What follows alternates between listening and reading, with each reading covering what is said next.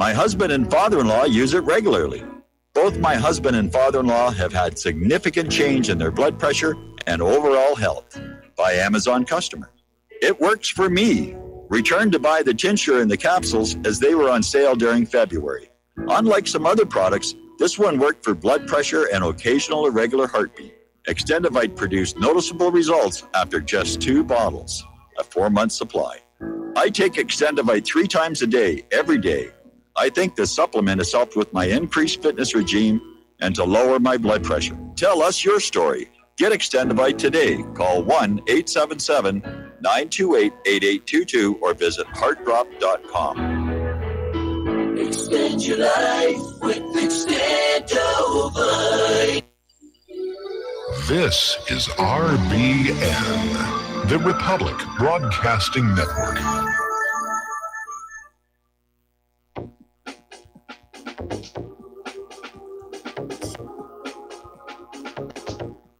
What really happened with your host, Mike Rivero. You're listening to the Republic Broadcasting Network, where you'll find out what the Fukushima's going on. And aloha America, welcome to our show. It's Tuesday, February 20th, 2018. Getting into the week here. Our phone lines are open, 800-313-9443. Before I get into the news here, I just got a phone call from the Honolulu Police Department. They're saying the Russians stole my car. So, Vlad, if you're listening to this broadcast, you owe me a new Honda. Okay, now that we've gotten that out of the way, let's get into the news here a little bit.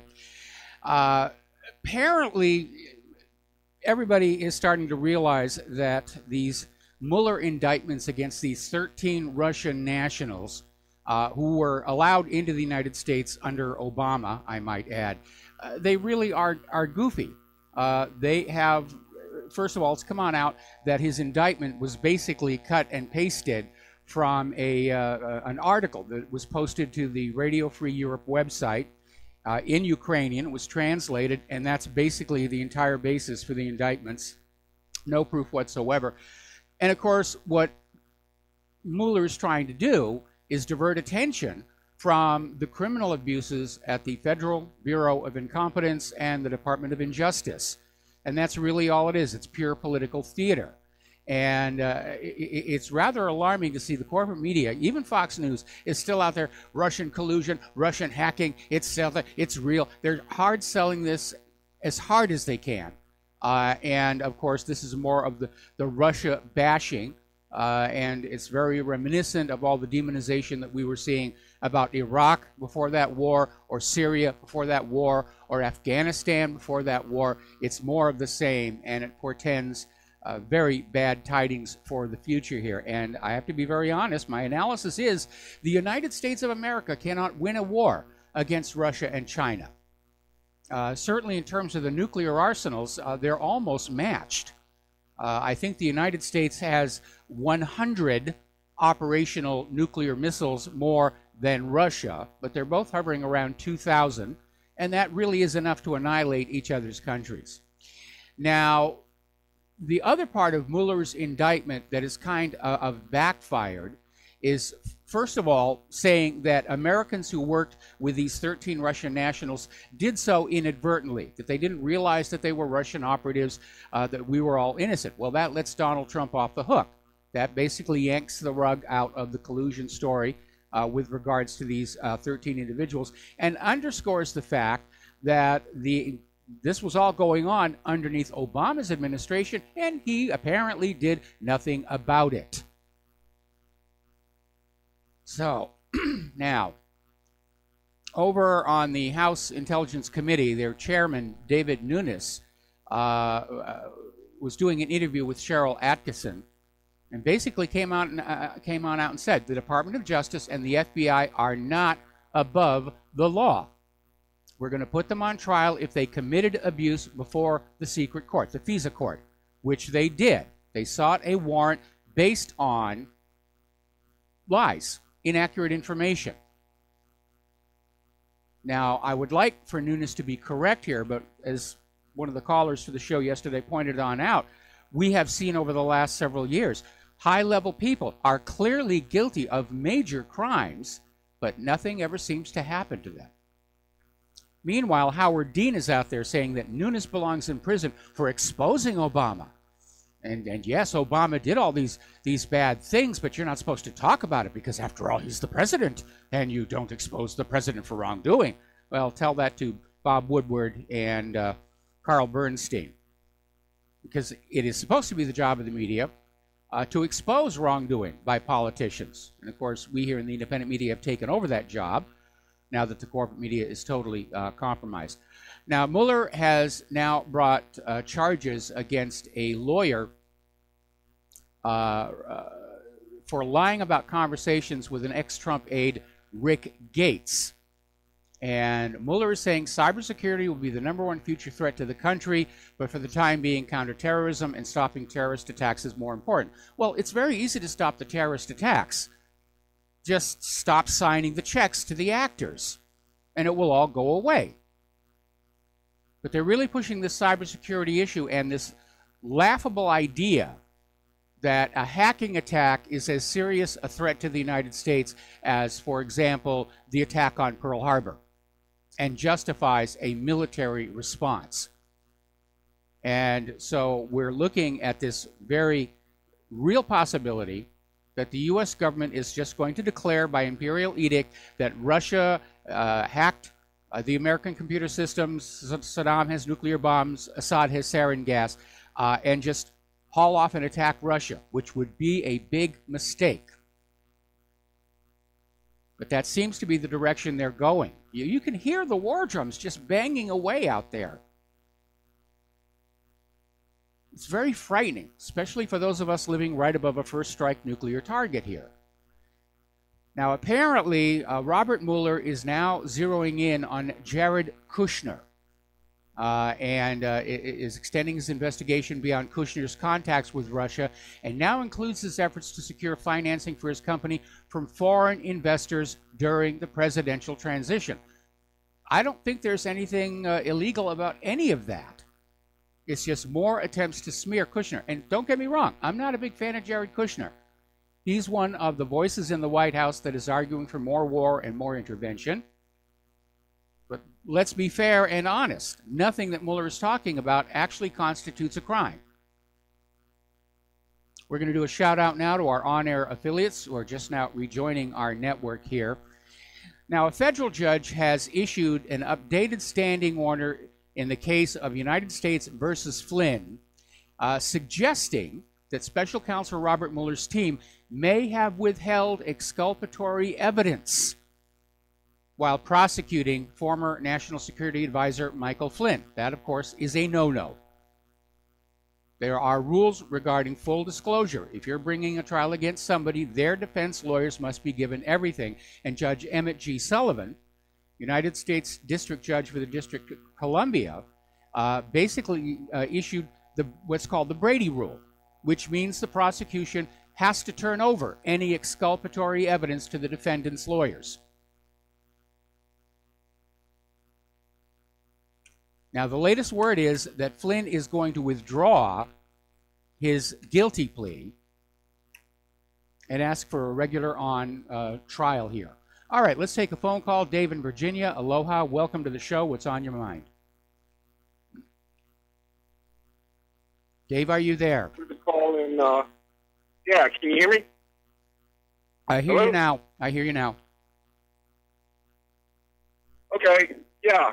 I was kind of poking around on Twitter today, and I was looking at that Twitter account of that child shooter down in that school in Jonesboro. Mm-hmm. His name was Andrew Golden. You remember him? I'm sorry, which remember Andrew Golden? Vaguely. There have been so many of these drug-crazed, prescription drug-crazed shooters out there lately. Well, no, this was a while back. This was back in the 90s, I think. Okay. It was two shooters down in Jonesboro. One of them was a Jewish kid named Andrew Golden. Mm-hmm. And they locked them up until they were juveniles and then let them out when they were 21. So this guy, I think he killed 5 kids and shot 6 or 7 other kids. He's walking the street right now. He's got a Twitter account. It's AGolden33. And on the 14th, when those shootings happened down in Florida, he got a Twitter from the Iron Man guy, that Jewish guy in Hollywood. What's his name? Robert Downey Jr. Yes. You should check that out. It's pretty interesting, all these connections between these Jews in Hollywood and these Jewish child shooters and stuff like that. Anyway, that's the only thing I've got to say to you. Have a nice day. All right, have a nice day. And I'm not sure if that's significant or not, but okay. Now, Russian senators displaying once again that the Russians do understand irony and have a great sense of humor have put together a list of 100 examples of the United States meddling in foreign nations' affairs. And basically they're saying we've counted approximately 100, about 101, 102, absolutely verified and recorded facts of American involvement in the sovereign affairs of over 60 United Nations member states since the approval of this organization's charter that bans any such involvement since 1946 until today. And one of the Russian senators, Senator Andrei Klimov, pointed out one particular example from the list, the 1973 coup d'etat in Chile that installed Augusto Pinochet as a military dictator, and as a result of which the country's parliament was dissolved and numerous human rights violations were committed. Probably could have added Iran in 1953 to that list as well. Yes, the U.S. likes to meddle in other nations' internal affairs, and that's what makes it so hypocritical for them to be screaming about as yet unproven Russian meddling in our internal affairs. But if you're going to talk about meddling in the United States' internal affairs, whatever Russia supposedly did, 13 guys and $2 million, is peanuts compared to what Israel does. And why is nobody talking about Israel's meddling in the United States' internal affairs? That's the elephant in the room right there. Between AIPAC and all the money and the media influence, the United States government dances to Israel's tune. Mike Pence is going to be the keynote speaker at the next AIPAC conference. So let's stop talking about Russia's meddling in our internal affairs, and let's put the focus where it deserves to be, on the single biggest meddler in U.S. internal affairs, and that is the nation of Israel.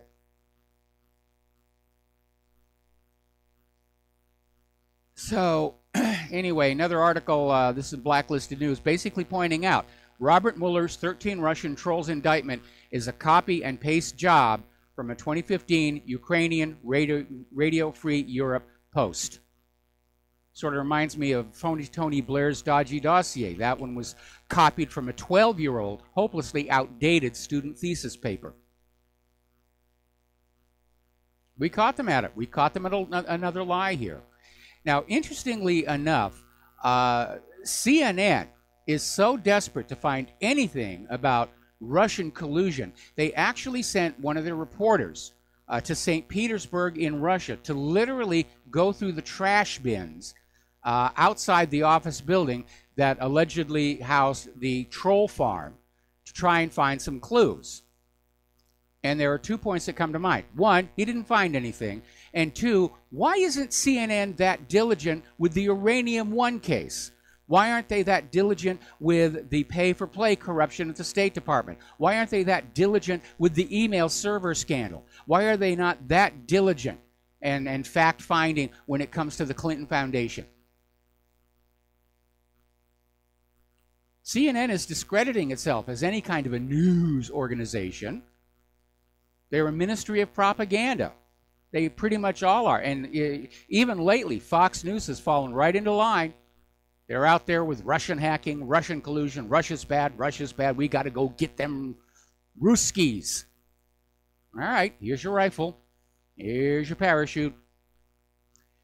Now, yesterday we were talking about how the Pennsylvania Supreme Court, which is mostly Democrats, have redrawn the House district maps for the state.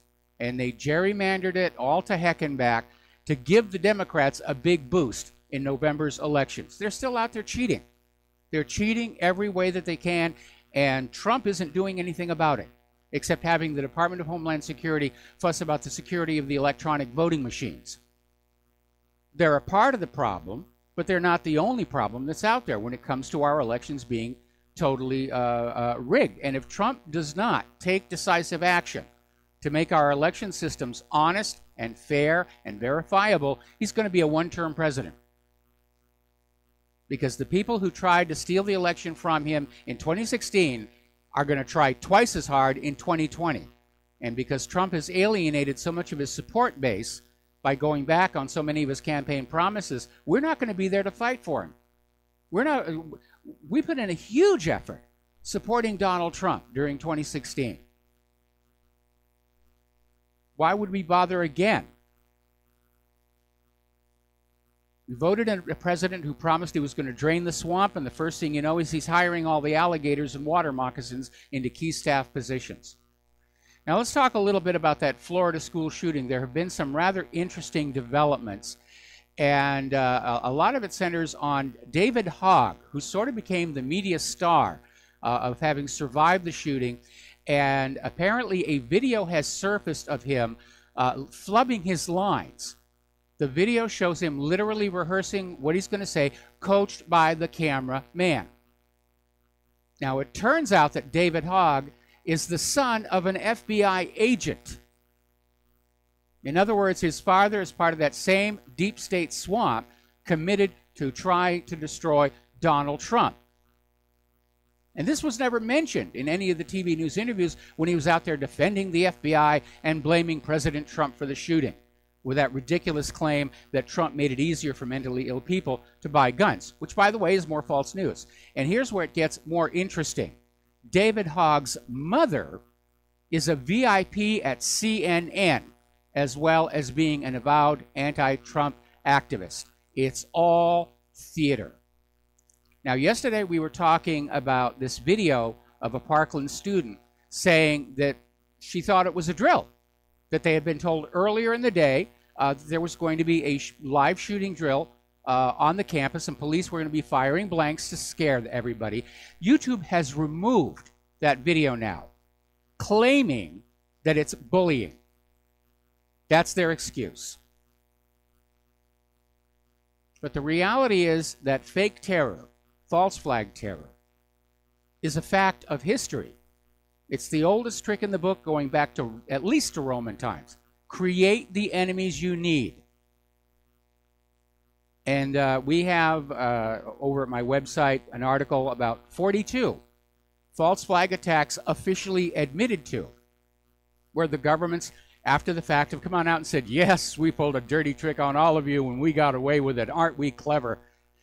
And for every one that they've admitted, I'm sure there are dozens that are still being kept secret. Now, David Steele, the second highest ranking civilian in the U.S. Marine Corps intelligence and a former CIA clandestine services officer, is out there saying most terrorists are false flag terrorists. They're created by our own security services. In the United States, every single terrorist incident we have has been a false flag or has been an informant pushed on by the FBI. In fact, we now have citizens taking out restraining orders against the FBI informants that are trying to incite terrorism. We've become a lunatic asylum. That's what's been going on. That's what's been going on. Whether it was Columbine or Boston Marathon bombing or Sandy Hook and now this shooting down in Florida. They're created by our government to scare us into surrendering our weapons, to disarming ourselves, to give up our Second Amendment rights. And this was all predicted back in 1991 in the book Behold a Pale Horse, which said the government will use school shootings, killing children for maximum shock value, to get Americans to give up their guns. That's what's going on right now in our midst. Now, turning on over to the war zones, Syrian fighters have entered Afrin. Turkey has retaliated with bombardment, and apparently the specter of a Syrian-Turkish war has sent the Turkish lira and stocks tumbling. And by the way, our stock market isn't doing all that well either today. So basically, the Syrian army is now assisting the U.S.-supported Kurds to fend off a Turkish invasion. This is a very confusing war over there. Now, Turkey's continuing to threaten to strike Syrian army. Well, they've already done that. It's going to get bloody over there. I mean, we've got these horrible flashpoints all over the world where World War III can break out. They'll probably all go more or less at the same time. That's what happened in World War II. A lot of little skirmishes, Manchuria, and all the rest of it. And all of a sudden, everything blew up, and everybody said, it's on, game on, party's on. That's where we are right now. We're going to take a break for commercials here. Join us on the air, 800-313-9443, and we'll be back in a few minutes.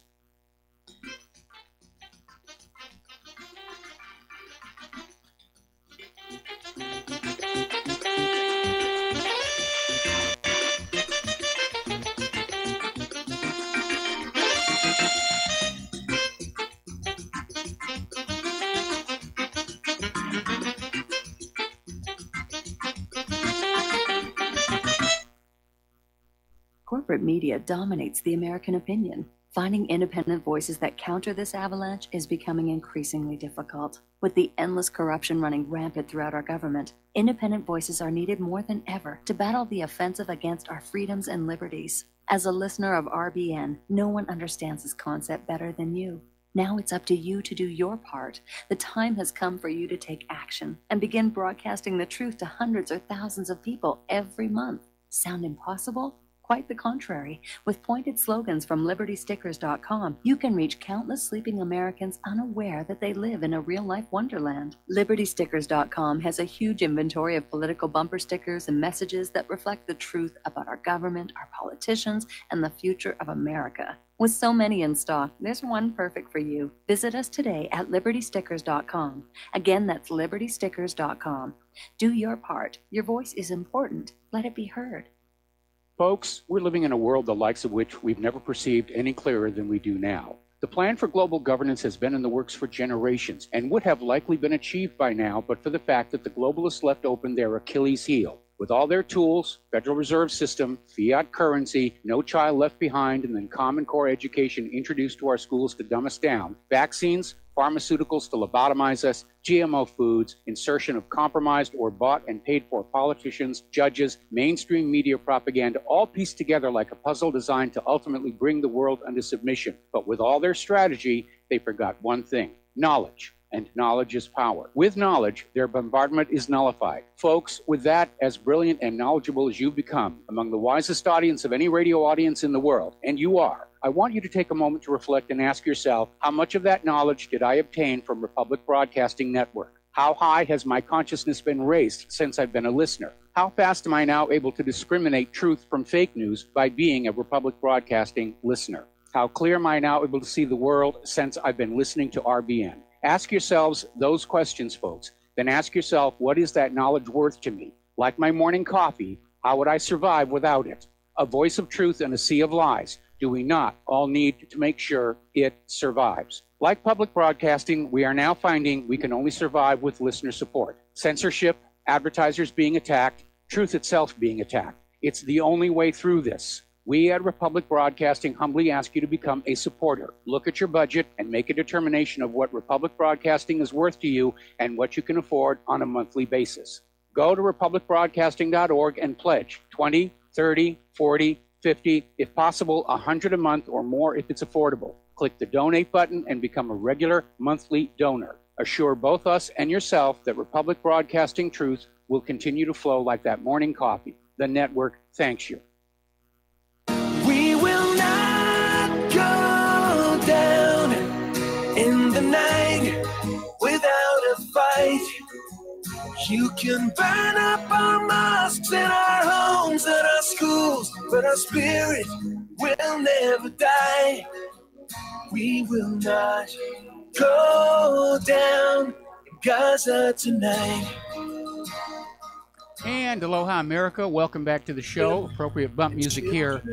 We're talking about Israel, and apparently, according to this article that came out of Blacklisted News, Israel is directly arming at least 7 Syrian rebel groups. Not really a surprise. We keep seeing all these photos and videos where the Syrian army will clean out some of these terrorist command bunkers, whatever, and they'll find all these U.S. and Israeli weapons all over the place.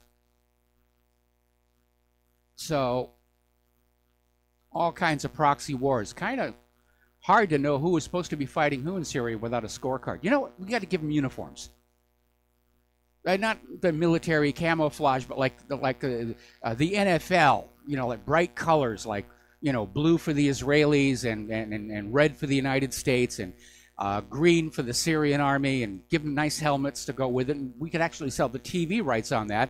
Probably be a lot more popular than the regular NFL at this point in their decline here.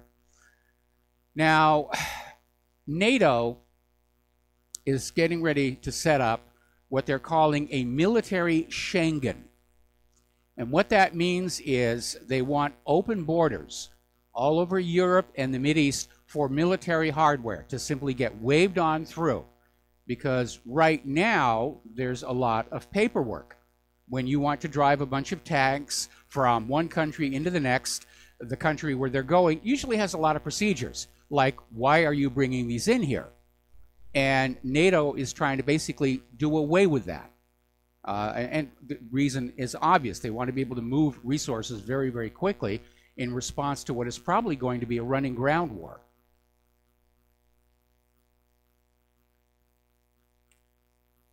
So let's see. We have the Syria, Middle East flashpoint. We have Russia and Ukraine, which looks like that's heating up as well. We'll be talking about that in a little bit. And of course, we're back to the tough talk about North Korea.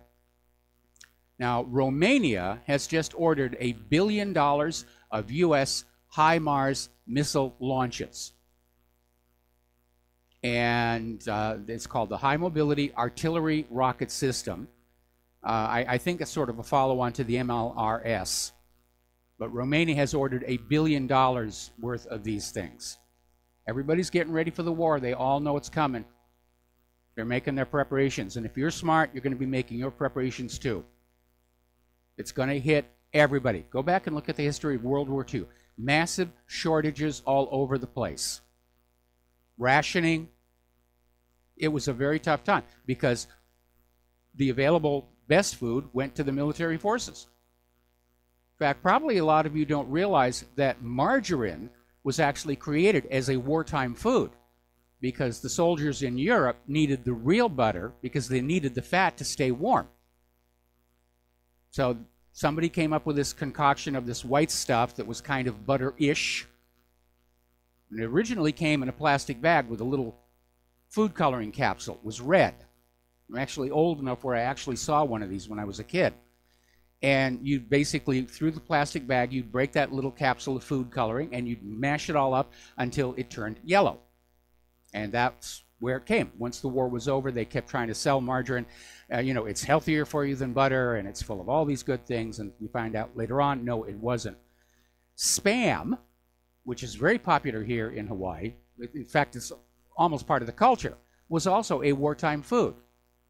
It was basically taking up all the parts of pigs and cattle that couldn't be packaged any other way, just grinding it up very fine so it was edible, and put in a can with gelatin as a preservative.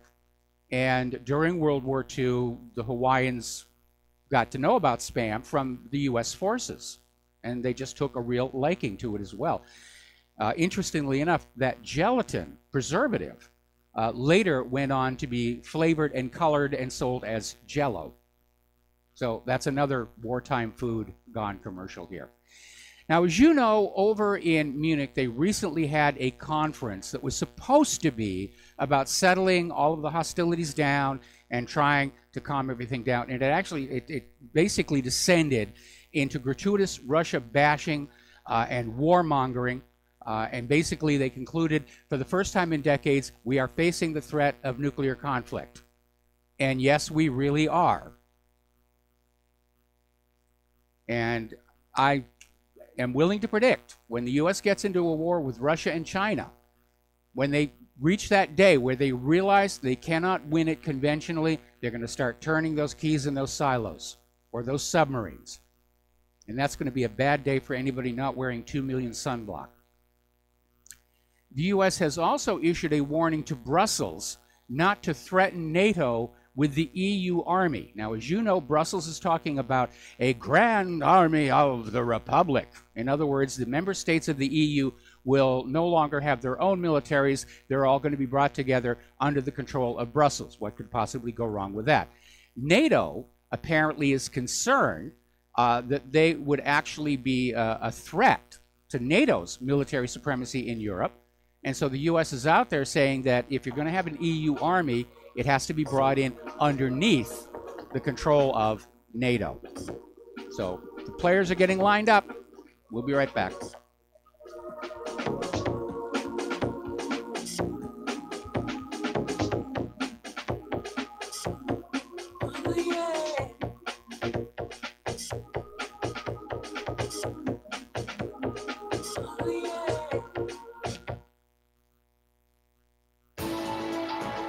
You are tuned in to the Republic Broadcasting Network.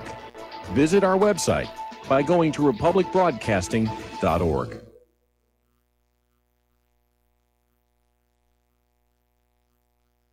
Homeowners, if your lender has gone out of business or sold your transaction to another lender or servicer, you may be the victim of a wrongful foreclosure, resulting in the loss of your home. If you've already lost your home, are in foreclosure, or even in good standing, you can challenge the mortgage transaction's illegal issue, and your property can be restored to you, and your foreclosure can be stopped or reversed, and the mortgage transaction declared unenforceable. State laws, U.S. title codes, the Uniform Commercial Codes, and U.S. Supreme Court rulings have upheld that defective mortgage documentations can reverse or stop foreclosures and enforce property title claims in favor of the homeowner. We are having successes in stopping the process of foreclosure, the enforcement of the foreclosure judgments, the sale of property, and evictions after the sale. We are not attorneys, and we don't give legal advice. We are a professional team of legal researchers, providing forensic mortgage audits and expert witnesses. We have the knowledge to produce the evidence and enforce laws regarding your legal issues. We've been in business for 12 years without a complaint. Consultations are free, and we provide a free title search to confirm if your mortgage has legal defects. Please call 855-253-3748. 855, 2, keep it today. Hey gang, Patrick Slattery here with an important message that is pertinent to anyone who shops for groceries, eats food, or just has an inquisitive mind like myself. What I'm about to introduce you to is a segment of our food culture that has been kept so low profile for the American public that virtually no one is aware of how dominant it is on our refrigerator and cupboard shelves. What I'm talking about is the kosher certification industry and the new app, Koshertified, that delivers a comprehensive education on all aspects regarding this little-known practice. After reviewing this app, I found that it is useful for practically anyone who purchases food, regardless of their religious faith or identity. Its database of products not kosher certified is a win-win convenience for all food-conscious people. So why not check out thekosherquestion.com or click on the link at nationalbugle.com and see how modifying your grocery shopping with the Koshertified app can make a huge difference for your future. Without the right accessories, any guy can be off the mark. Whether you've invested thousands in your arsenal or you own a single trusted firearm, a visit to AROutfitting.com is in order. It's one of the finest online selections of tactical optics and AR parts and add-ons, like EOTech, quick target acquisition with no peripheral loss. Browse the full range of Nikon scopes and binoculars. AROutfitting.com can illuminate your world with Streamlight gun-mounted lights from keychain to large handhelds up to 1,100 lumens. Find some stability with Battenfield tactical bipods. AROutfitting.com has CMMG gun parts, barrels, assemblies, handguards, part kits, and more, plus mag-full clips and magazines. I know I've got you excited, so take a breath. Head to AROutfitting.com. The site's super easy to navigate and features a ton of technical info, including links to manuals. We also welcome vendor and manufacturer inquiries. Remember, if you don't see it, we can get it at AROutfitting.com.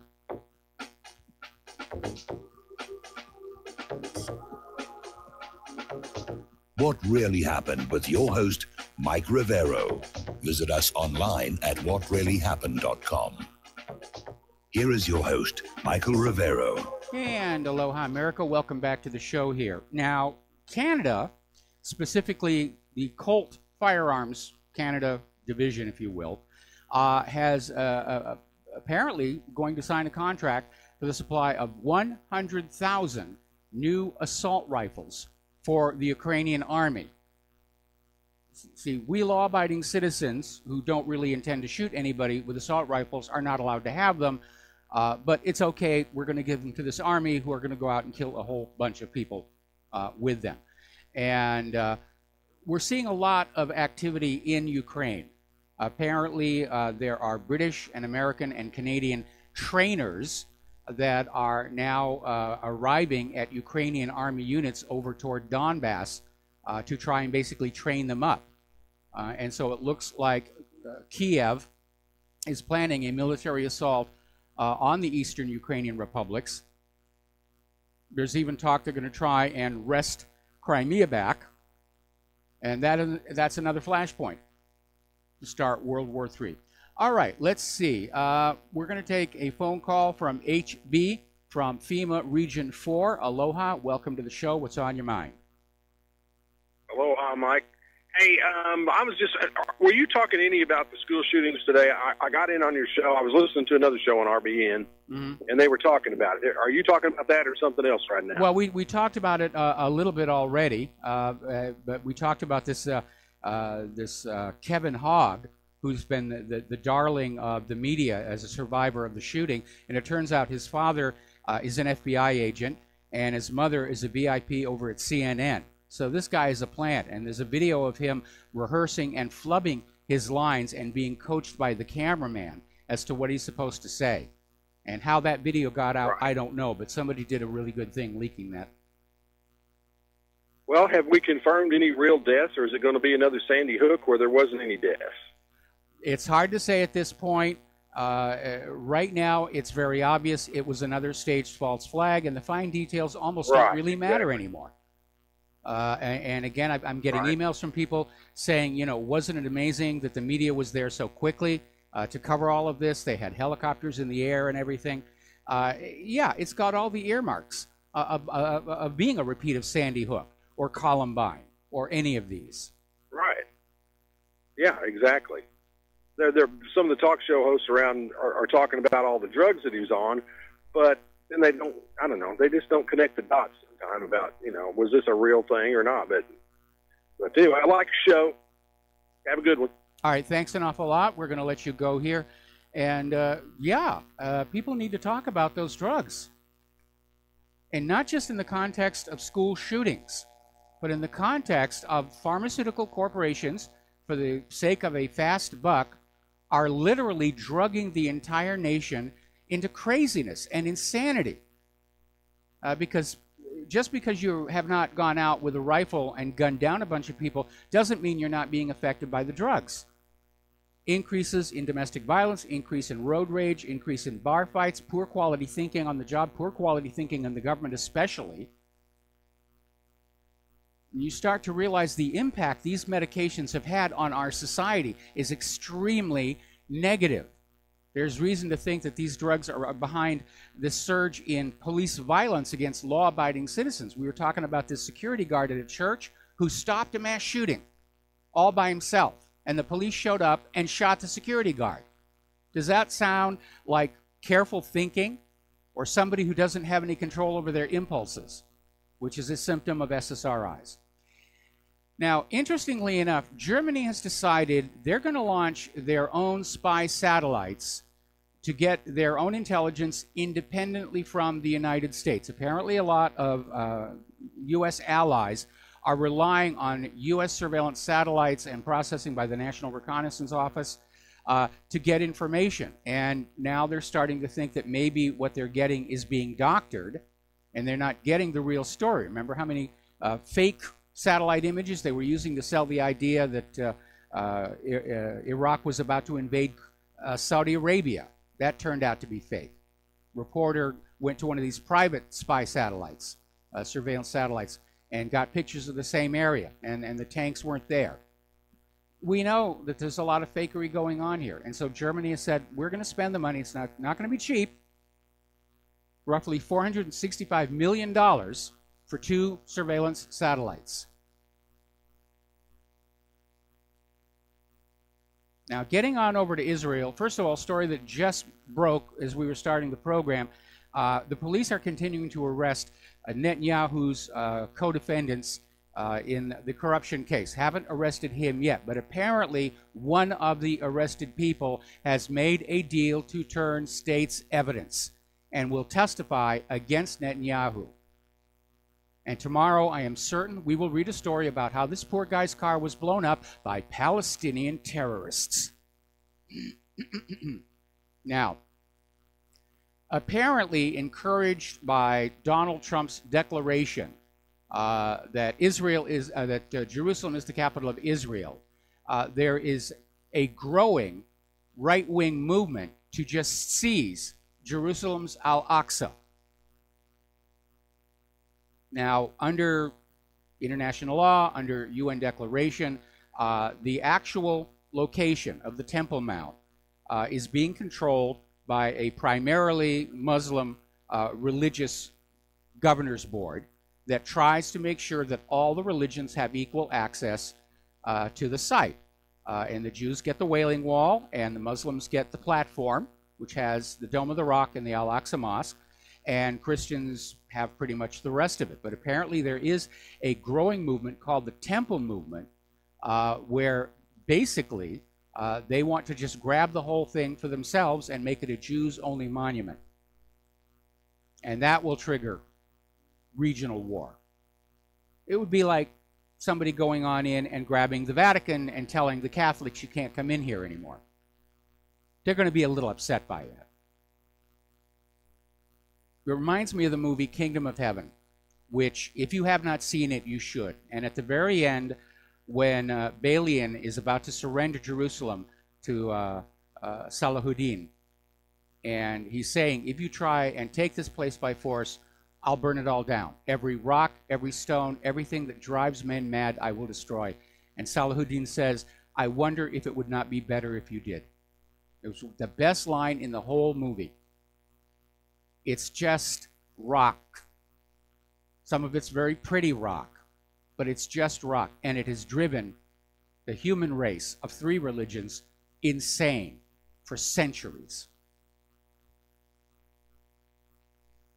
Now, the tip between Israel and Poland is continuing to climb, and Poland is apparently relying on its close association with the United States to basically stand up to Israel. Now, Israel is trying to get Poland to say, yes, we helped the Nazis with the Holocaust, and therefore we are guilty and we will give you a bunch of money. And Poland is saying there were a few Poles that, collaborated, just as like there were a few French that collaborated, and a few Jews that collaborated. And at that point, Israel just got really upset and said, you're an anti-Semitic Jew hater. No Jew helped the Nazis, period, end of discussion. But in point of fact, there were Jews that collaborated. Like George Soros. There's a video of him admitting he collaborated with the Nazis to steer them to find his fellow Jews. And apparently he's completely guilt-free about it. But it is a confirmed fact. A lot of people don't realize there were actually Jewish officers in the Nazi high command. The Nazis were not obsessed with Jews in particular. They were grabbing everybody for those slave labor camps. Jews, gays, gypsies, the mentally retarded. There were a lot of people in there. The actual percentage of Jews in the slave labor camps was about 10 to 15%. And Israel's distortion for political gain to justify its stealing Palestine from the Palestinians has tried to convince the world that the camps were only for Jews and that the Nazis wanted to exterminate all the Jews. No, actually, the people in those slave labor camps were treated very well because they were valuable. They were needed to make material for the German army. And anybody who knew tailoring or crafting or shoemaking or anything, they were treated very well. The surviving records of the camp show that there were doctors and nurses. They were fed well. They had theaters inside the slave labor camps. They even had bordellos. They had swimming pools. They were treated very well because they were of value. The Red Cross had offices in all the slave labor camps, something the U.S. refuses to allow down at places like Guantanamo and Abu Ghraib. When I was working in Germany, I visited one of the camps. And the curator there basically laid it all out, said, no, nobody was killed here. This was a factory. They made supplies for the German army here. All right, we're going to take another phone call. Kevin in West Virginia, aloha, welcome to the show. What's on your mind? How are you, Mr. Mike? I'm doing fine. Another story that recently broke, I think it was either Monday or yesterday, and it was about the two boys that were found on the railroad tracks in Arkansas when they came across the drug deal, and I can't remember their names at the top of my head. But a pro wrestler has come out and was talking about how he was an enforcer for a certain politician that was in Arkansas. Have you run across this story? Yeah, we actually ran that story, and he's a former pro wrestler, and he's basically confessed to being one of the Clintons' many hired hitmen. And Larry Nichols has also done the same thing and come on out and said, yes, he was paid money by the Clintons to kill people.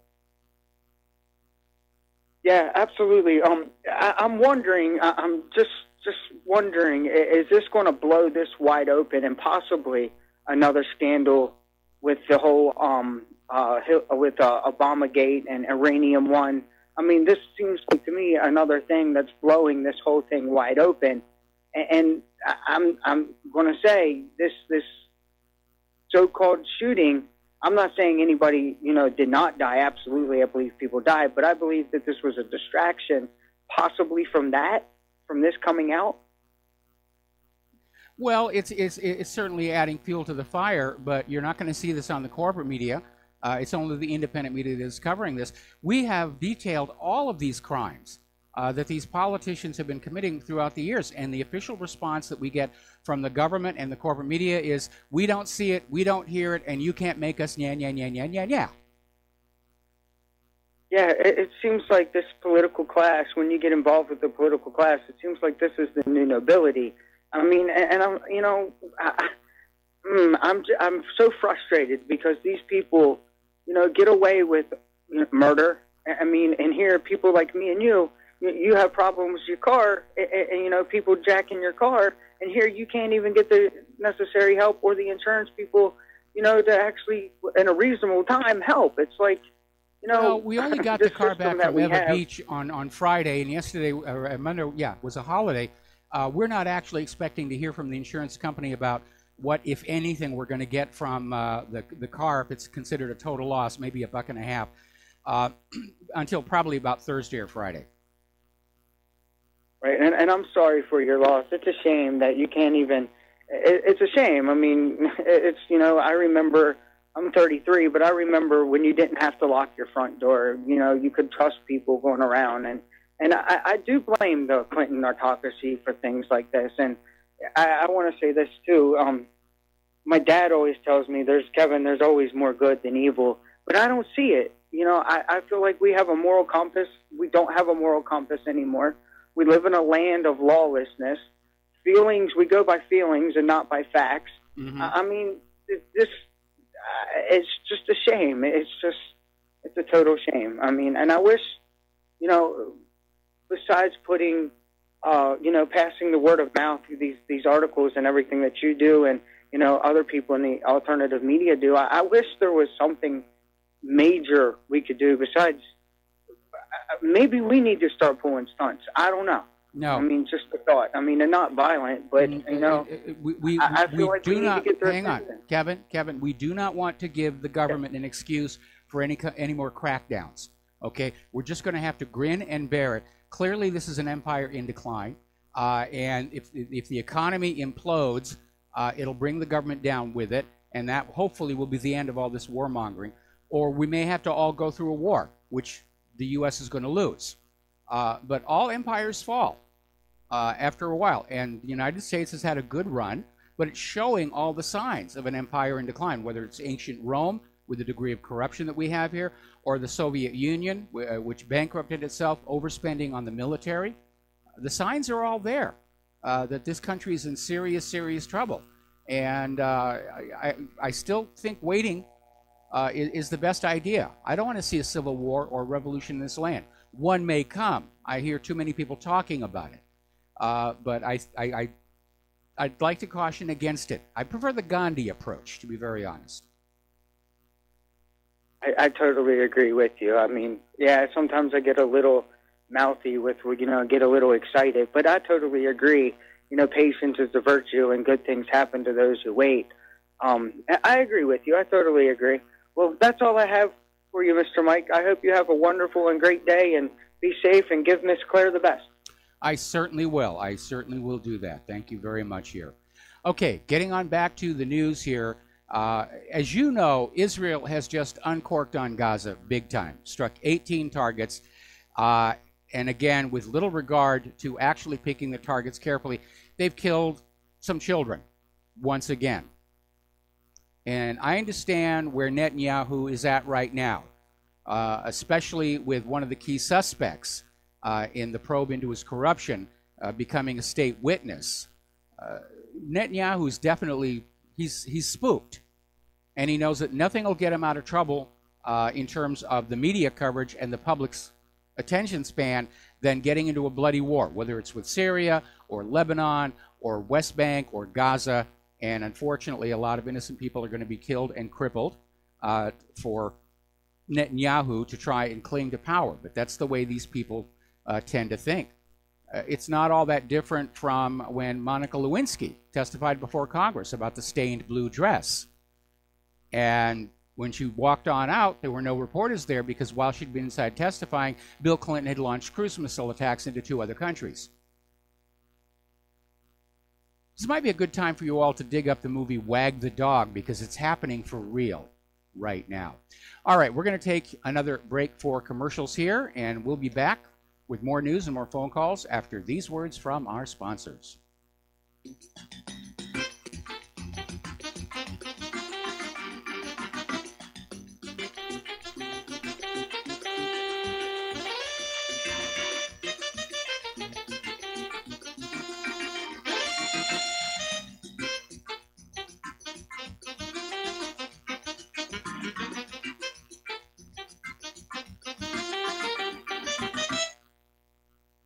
Hi folks, CBD is the home run hitter for health right now. Why, you ask? Because of what it does for the body. Unfortunately, I can't tell you all about the benefit. You know, there's reasons. Do your due diligence and log on to ancientlifeoil.com. That's ancientlifeoil.com. Ancient Life Oil uses organic ingredients and is blended in coconut oil for some of the best benefits. Legal in 50 states and non-psychoactive. Log on to ancientlifeoil.com. That's ancientlifeoil.com. Do you worry a lot? Whether you're a college student, busy professional, parent, or grandparent, ongoing stress and elevated levels of the stress hormone cortisol can rob your memory, your health, and your future. Now you can combat the effects of stress and anxiety while improving your memory and recall at the same time with the dietary supplement Calm and Clever. Studies show that the ingredients in Calm and Clever reduce cortisol by as much as 30% in 1 to 2 weeks. Call 1-800-758-8746 or calmandclever.com.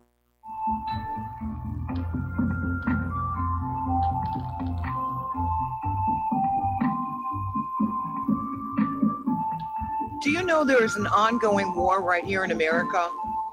Are you aware that U.S. citizens have been classified as enemies of the state since 1933? Have you recognized that our entire government is really a vast network of interlocking corporations engaged in commerce? Look up Title 28, Section 3002. Tune in to In Defense of Humanity on Saturday nights at 7 p.m. Central Time. Find out what's really going on and learn how to protect yourself and your family as flesh and blood men and women living in a corporate reality.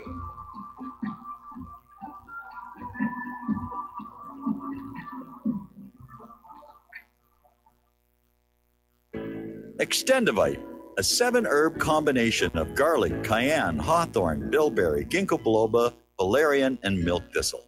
Extendivite is designed to strengthen the heart and arteries and help the body heal itself. Doctors are not able to explain the improvements they are seeing in their patients' health who are taking Extendivite. People who once needed more pills are now taking less and getting better. Due to the unexplainable improvements in their patients' health, more doctors are calling to order Extendivite for themselves. Help Extendivite make your doctor a believer. Extendivite is available in capsule or liquid form for just $69.95 for a 2-month supply. To get started, call 1-877-928-8822. That's 1-877-928-8822 or visit heartdrop.com. Extend your life with Extendovite. When all this twisted steel was swept away, did these remaining holes reveal what's really happened? And aloha, America. Welcome back to our show here.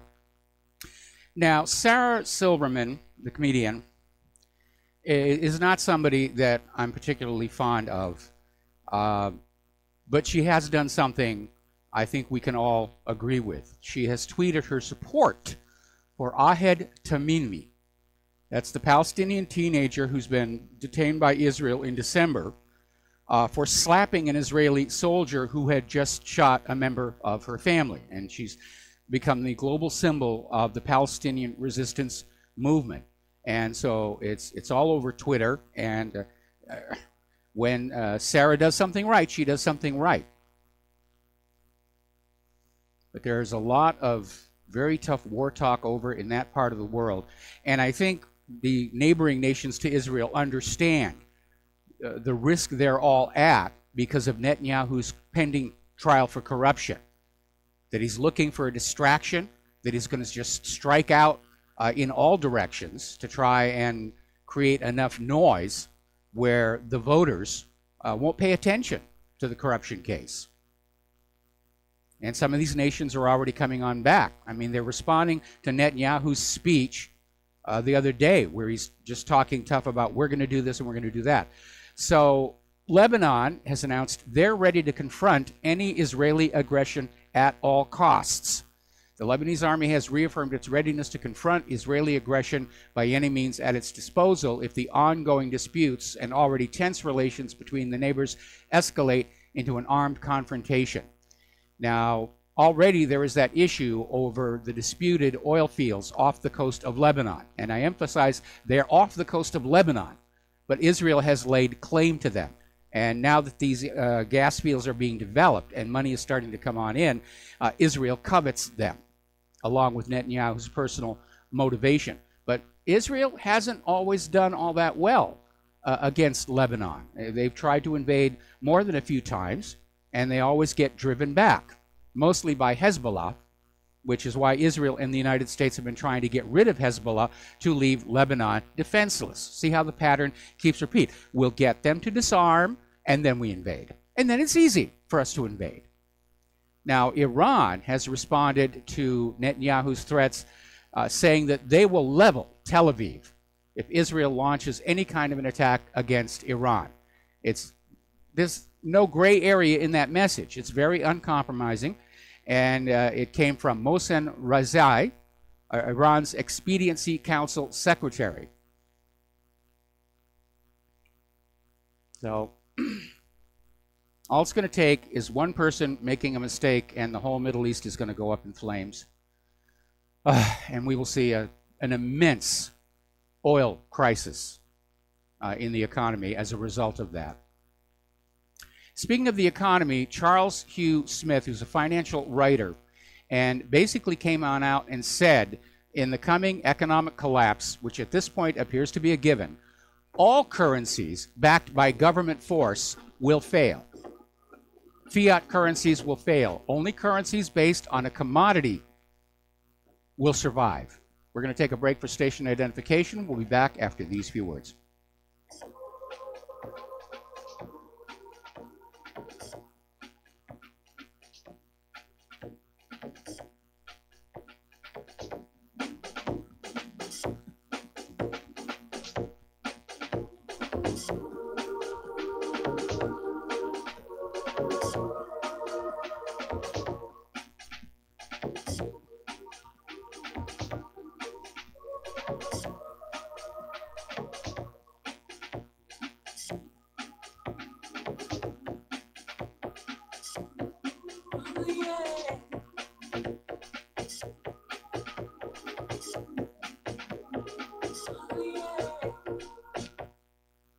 Do you or a loved one suffer migraine headaches, Listen to what scientist Kurt Hendricks has to say. 35 million people in the United States suffer with debilitating migraines. If you or a loved one are one of them, you need to know about MigraLief. Hi, I'm Kurt Hendricks, the scientist that formulated and patented the MigraLief migraine formula. MigraLief is a non-prescription dietary supplement recommended by neurologists, pharmacists, and pediatricians to address nutritional deficiencies in both adults and children over 2 with migraines. Try MigraLief for 3 months and see the powerful difference it can make in your life, or get your money back, no questions asked. Go to mig911.com or call 800-MIG-7354. You can change your life today. So if you suffer from migraines, don't wait. Call 800-MIG-7354. That's 800-MIG-7354. Or visit mig911.com. You're listening to the Republic Broadcasting Network, because you can handle the truth.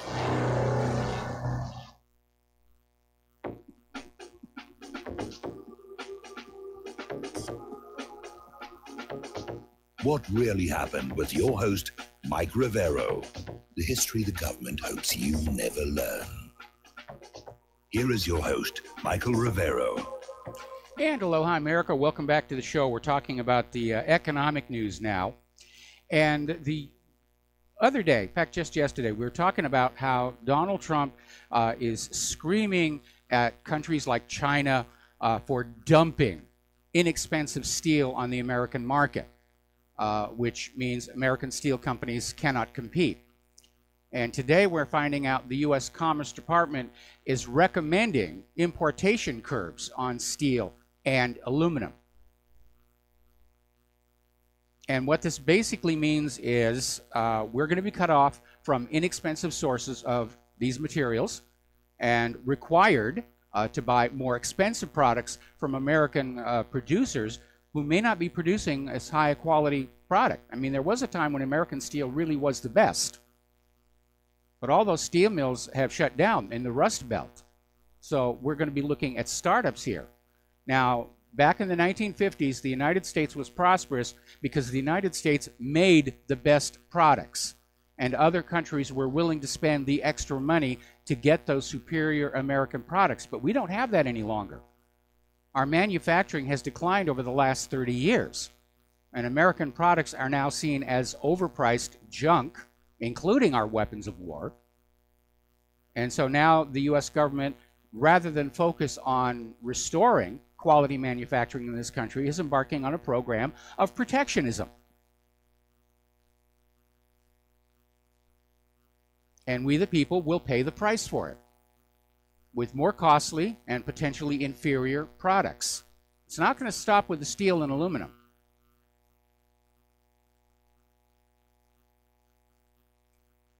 Now, apparently, China isn't the only place that we're having a trade war with. Apparently, the European Union is gearing up for a trade war with the U.S. And is saying they're going to fight fire with fire if Washington carries out its threat to introduce import barriers to steel and aluminum products from Europe. It's not just from China that's coming on out. Apparently, they've already slapped trade sanctions on Harley motorcycles and Jack Daniels. And trade wars have a very bad habit of becoming real wars. And especially in this charged climate, that's a short drive. What can I tell you here? Another article coming out of Investment Watch blog. Are we really seeing a housing recovery? A lot of people are talking about, oh, there's a housing recovery. Or is it really just another inflationary cycle driven by the Federal Reserve?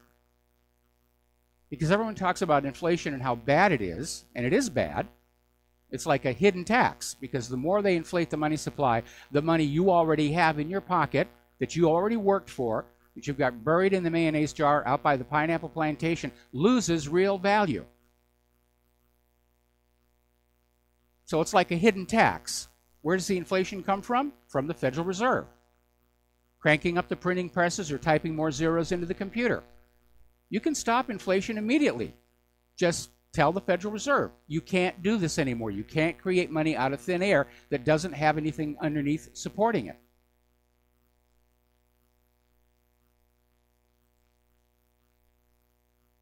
economically, this country is in a huge mess. We had that caller before was talking about $23 trillion in national debt. It's actually worse than that. When you figure in the unfunded mandates, it's over $100 trillion.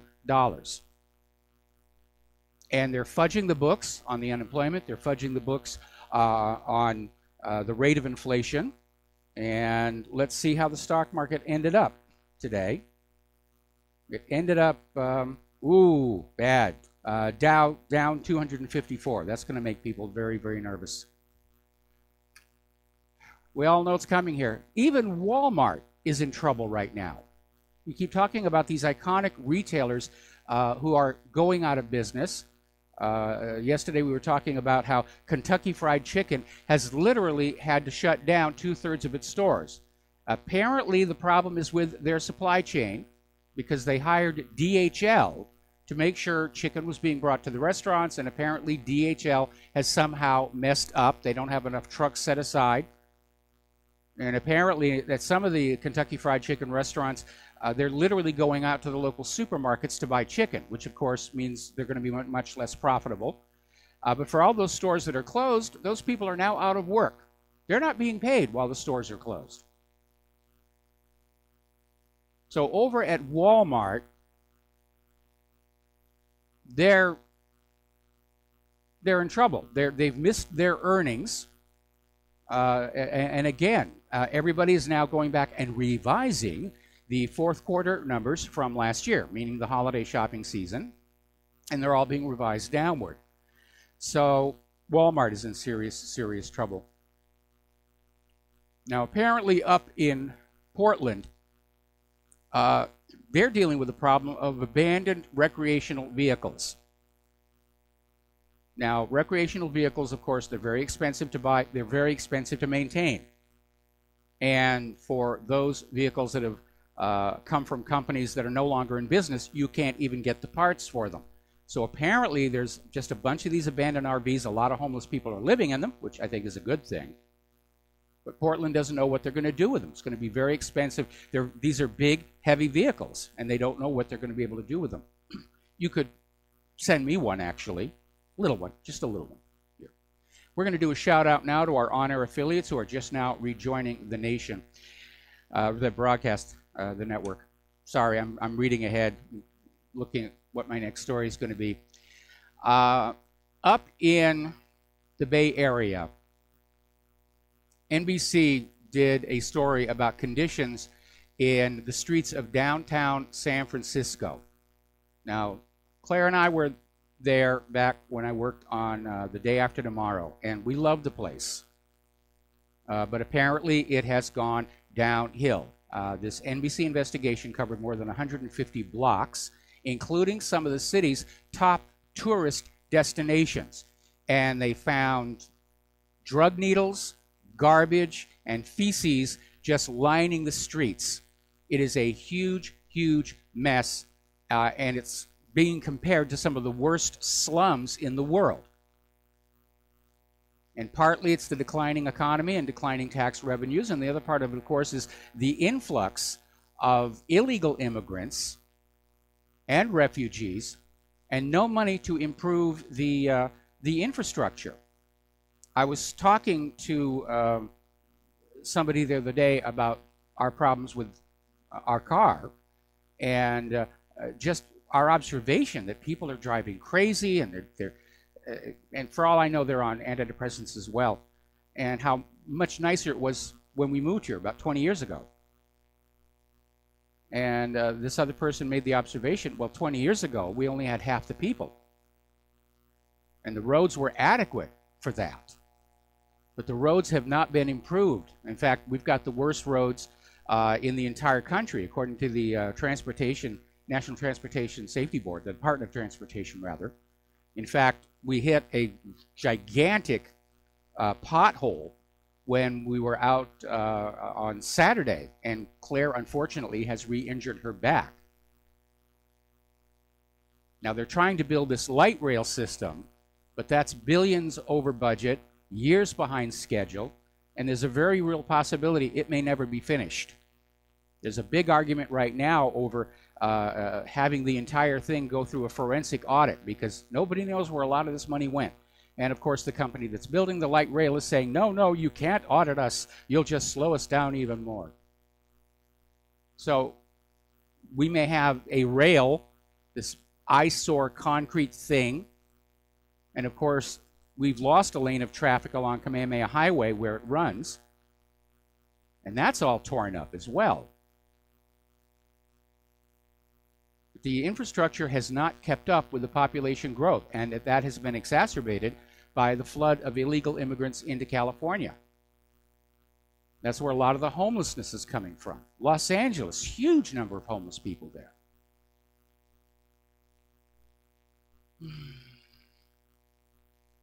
Everyone says something has to be done. What do? There are no jobs. All the money is going for war. People are just piling up in the streets or living in these abandoned recreational vehicles. The only thing, at least our local government does, is try and keep them away from the tourist areas. That's not a solution. But our infrastructure is going to collapse. It's not being maintained. And yes, Trump has come on out and acknowledged our infrastructure is in serious shape, and he's pledged a small amount of money, really a token, to try and get some things fixed. But it's nowhere near enough. The country needs a complete rebuild from top to bottom. Now, here's another area where I'm very disappointed with Donald Trump. Apparently, Trump's lawyers are protecting Obama's claim of having the power to import limitless foreign graduates for U.S. employers. And Trump's lawyers are defending Obama's claim that every administration can displace U.S. professionals by granting work permits to an unlimited number of foreign white-collar workers. And again, what are these people thinking? We have American kids who've gone to college, they've gone heavily into debt, they come on out of college, and the few jobs that are actually out there are now being held by these foreign kids, and that's not healthy. And yes, unfortunately, sadly, it's true that all these years of Common Core and declining education in this country, our college graduates just aren't up to the standards of these foreign graduates. And that's a failure, not just of Trump, not just of Obama, but every single administration going back years. They didn't want to educate, they wanted to indoctrinate. Well, how can you run an economy with people who are indoctrinated to believe certain things, to be liberal snowflakes? You can't. It's like I was talking about that story from Yale University offering a course in whiteness. How do you get a job with that? You don't. It's a joke. All right, we're going to take a phone call from Dustin in New Jersey. Aloha, Dustin. Welcome to the show. What's on your mind? Hey, Mike, if we're going to San Francisco, we got to replace flowers in your hair with wearing a nuclear, biological, chemical warfare suit, because that's where it looks like it's headed. Yes. What a joke. It's bad in New York, too. You know, it's all the democratically run cities. Yes. You know, Chicago. I mean, it's the Democrats' fault, but it's also it's our government's fault. The Republicans, the Democrats, because they have basically laid waste to our infrastructure, our manufacturing. They got kickbacks, payoffs, and the places are all rotting away. Yes. The Rust Belt, you're right, Mike. It would take so much money to rebuild Like, you'd have to knock those buildings down. People don't realize you can't. Those buildings got to be knocked down. They're full of asbestos, and they're dangerous. They got to knock them down. They got to put new buildings.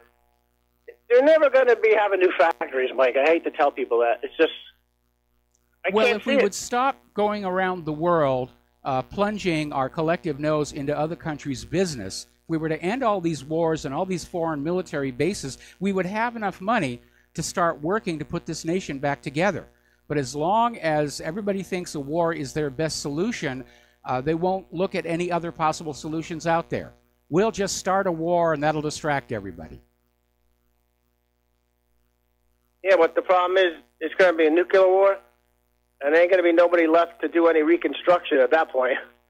You know, yeah, it could be a real life on the beach. Mike, what a joke! Like the homeless people, I feel sorry for them. You know, because we talked about this before. Prices of real estate go up, but the problem is people can't afford to rent. There's people living in RVs or small trailers working in Silicon Valley. I don't know if people are aware of that. Oh, yeah. I mean, the wealth inequality is fully on display there in Silicon Valley. The CEOs, executive officers of all these companies are multimillionaires, if not billionaires, and their own employees are, you know, again, as you said, they live in the cars while they have a full-time job at places like Google. And, Mike, I wanted to just explain to people, inflation, basically, the prices of stuff's not going up. It's the value of the dollar is going down. Yes. That's inflation. You know, the prices are not going up. It's just the dollar's being devalued to be less what it's worth. And I don't know if anybody noticed, but when you buy like a Maxwell House coffee or something like that, it's slightly smaller at the same price. Yes. You know, or hamburger rolls are like the size of like White Castle rolls now, like some of them.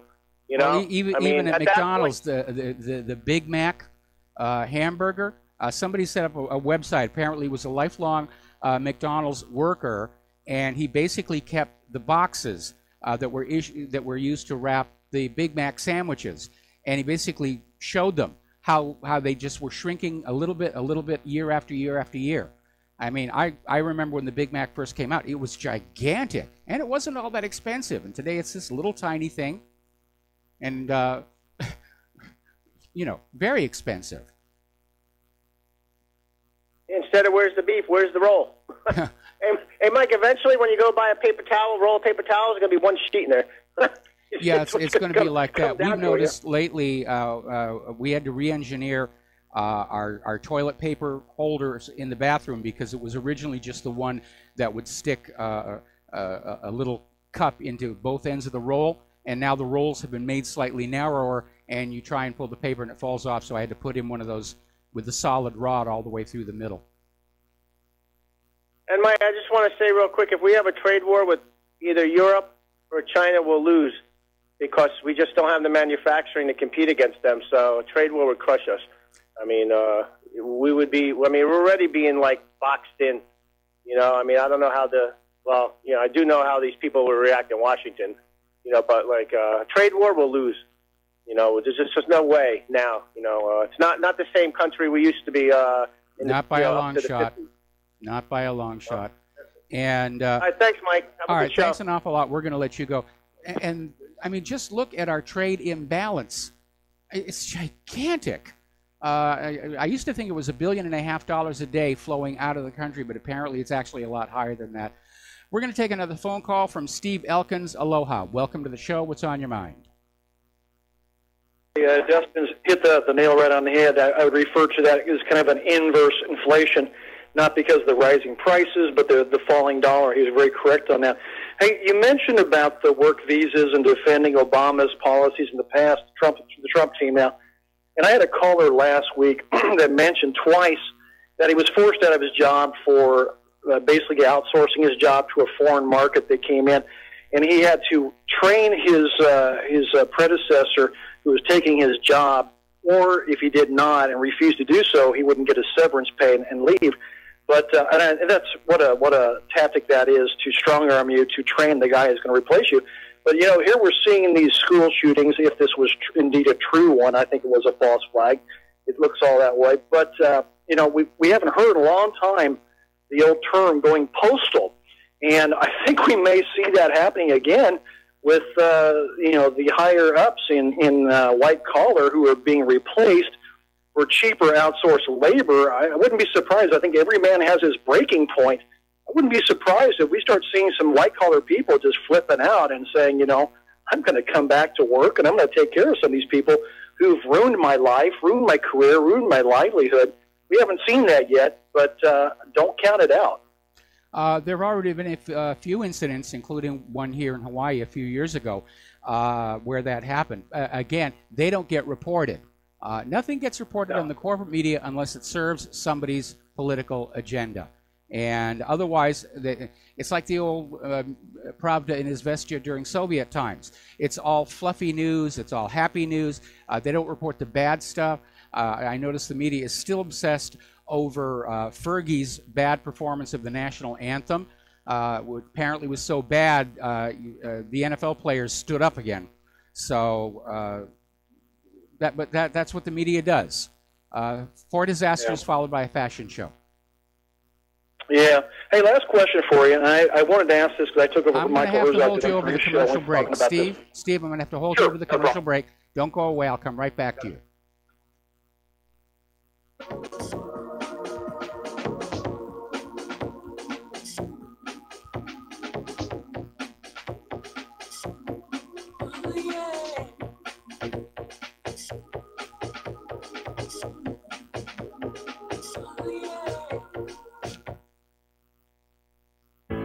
Many people write us about their experience with Extendivite. Allow me to read you some from Amazon.com. This product is superb. I have been taking it for about a year now, and I can feel my cardiovascular system run like a Swiss watch. I definitely recommend this product for anyone that has high cholesterol, high blood pressure, and heart palpitations, A+. It's potent, but it works. I have been waking up for the past 3 years with numb hands, and a week into using Extendivite, my numb hands seem to have cleared up. My circulation was off, and now it's back on track. So I'm happy. I feel so energized, and I have my husband on it now. My mother-in-law has cholesterol problems, so I bought her a bottle as well. Thank you so much. Love the product. Tell us your story. Get Extendivite today. Call 1-877-928-8822 or visit heartdrop.com. Extend your life with Extendivite. For the past 14 years, it's been my privilege to host the National Intel Report on RBN, to offer a platform to interview exceptional guests, provoke critical thought, and examine evidence, whether real, fake, or somewhere in between, and allow our audience to call in and participate with your input and questions in order to help us all reach an educated decision and arrive at our own truth. Our world has changed. It's now been turned on its head. Real is now considered fake, and mainstream fake is now pushed as real, rather than any clear thinking, consensus, or rationale.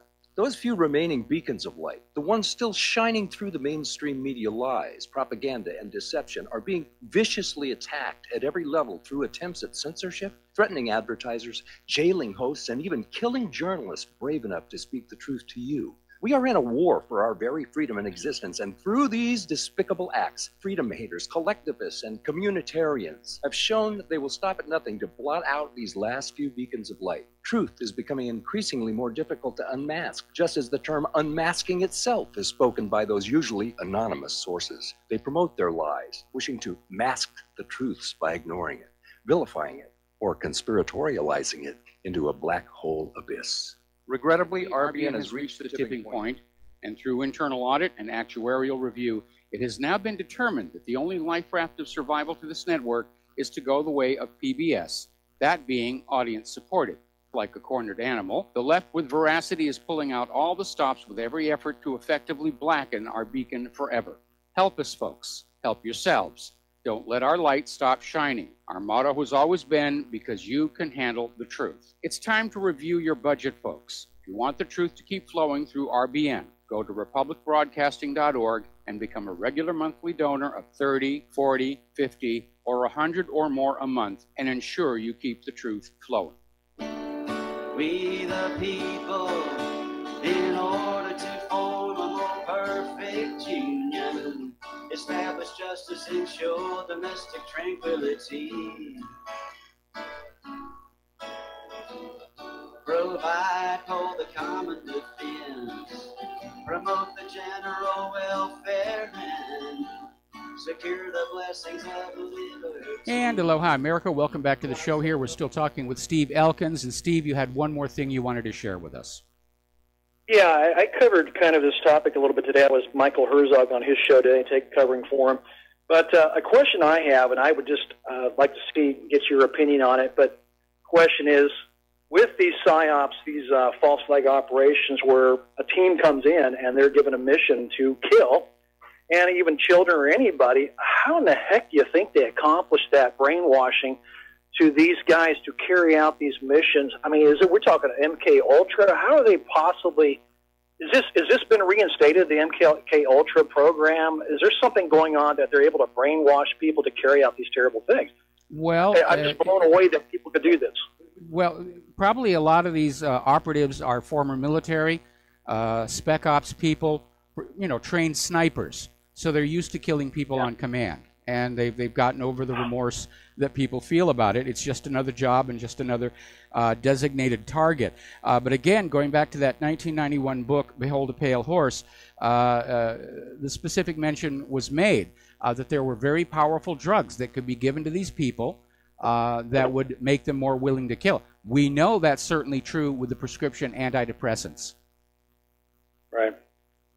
It just blows me away that somebody could do these things. We're not talking about the enemy on the other side, another country. We're talking about victimizing your own people. I mean, they must have families, they must have children, and how they can be brought to carry out these. I mean, basically, they're no better than the psychopath serial killer that kills while he's traveling along the road and throwing the body off to the side. I mean, this is kind of the same mindset of a serial killer, to kill with no remorse. It's amazing. Well, I'm sure I'm sure that the government, looks for such people, to put onto these teams, and they recruit people who are willing to do these kinds of things, and they're very well paid. And like I said, probably a lot of them are former military, and they may also be very, stoned on certain drugs at the same time. You and I find it very impossible to think about doing something like that, but for somebody who is a trained professional killer, it's not a question of country and flag. It's, what's the next target? What's the next target? What's the next target? Amazing.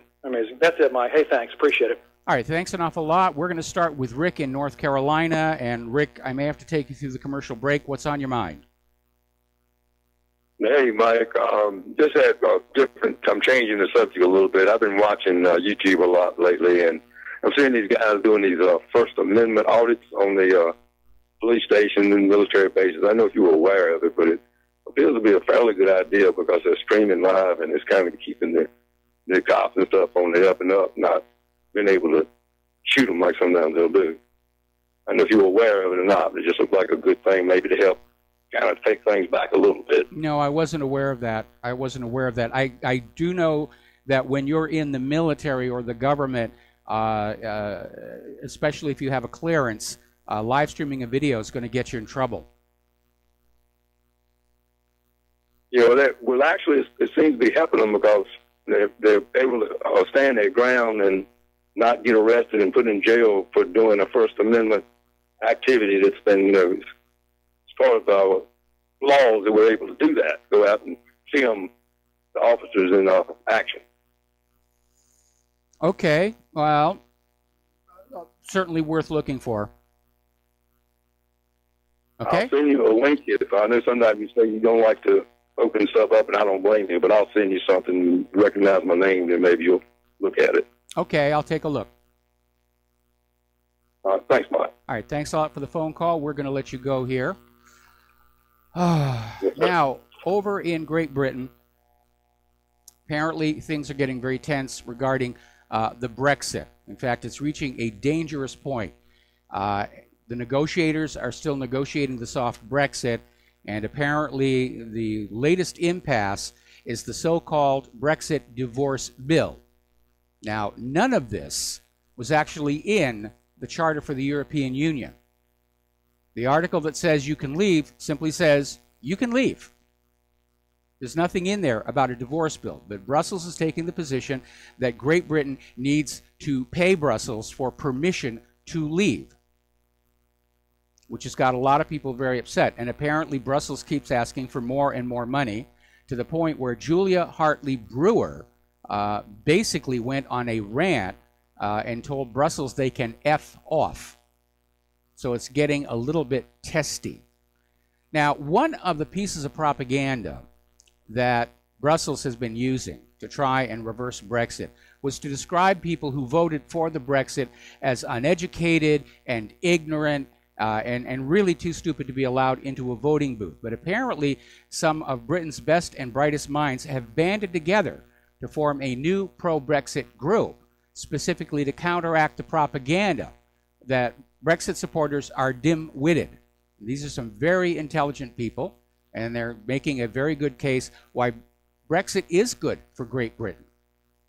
And it really, really is. All right, we're going to take another break for commercials, and we'll be right back after these few words.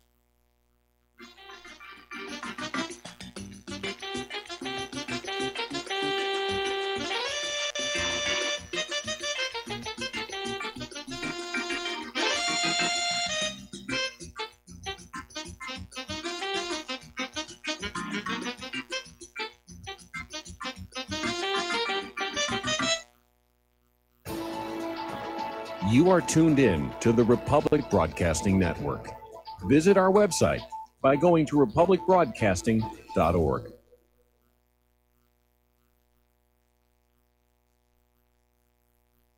Homeowners, are you in foreclosure, expecting to be served with a foreclosure lawsuit, or suspect your lender has coerced you into an illegal mortgage transaction?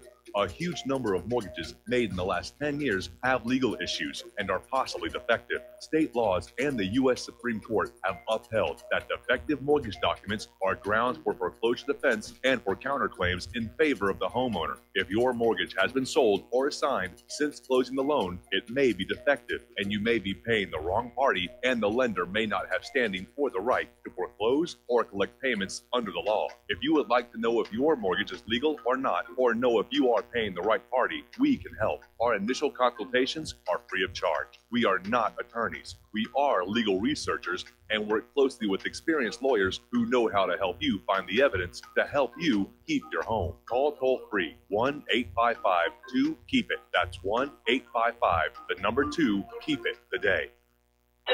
Okay, nurse, let's get this man to the ER stat. Right away, doctor. We see this every day. Heart attack or angina pain due to blocked and clogged arteries. Chelation can remove obstructions or blockages from arteries and help avoid painful and expensive surgery. Now there's Angioprim. It's a liquid oral chelation product that you take with juice. You start to feel the results fast. Angioprim increases blood flow all over the body, and that means more energy and strength to take on the day with less aches and pains.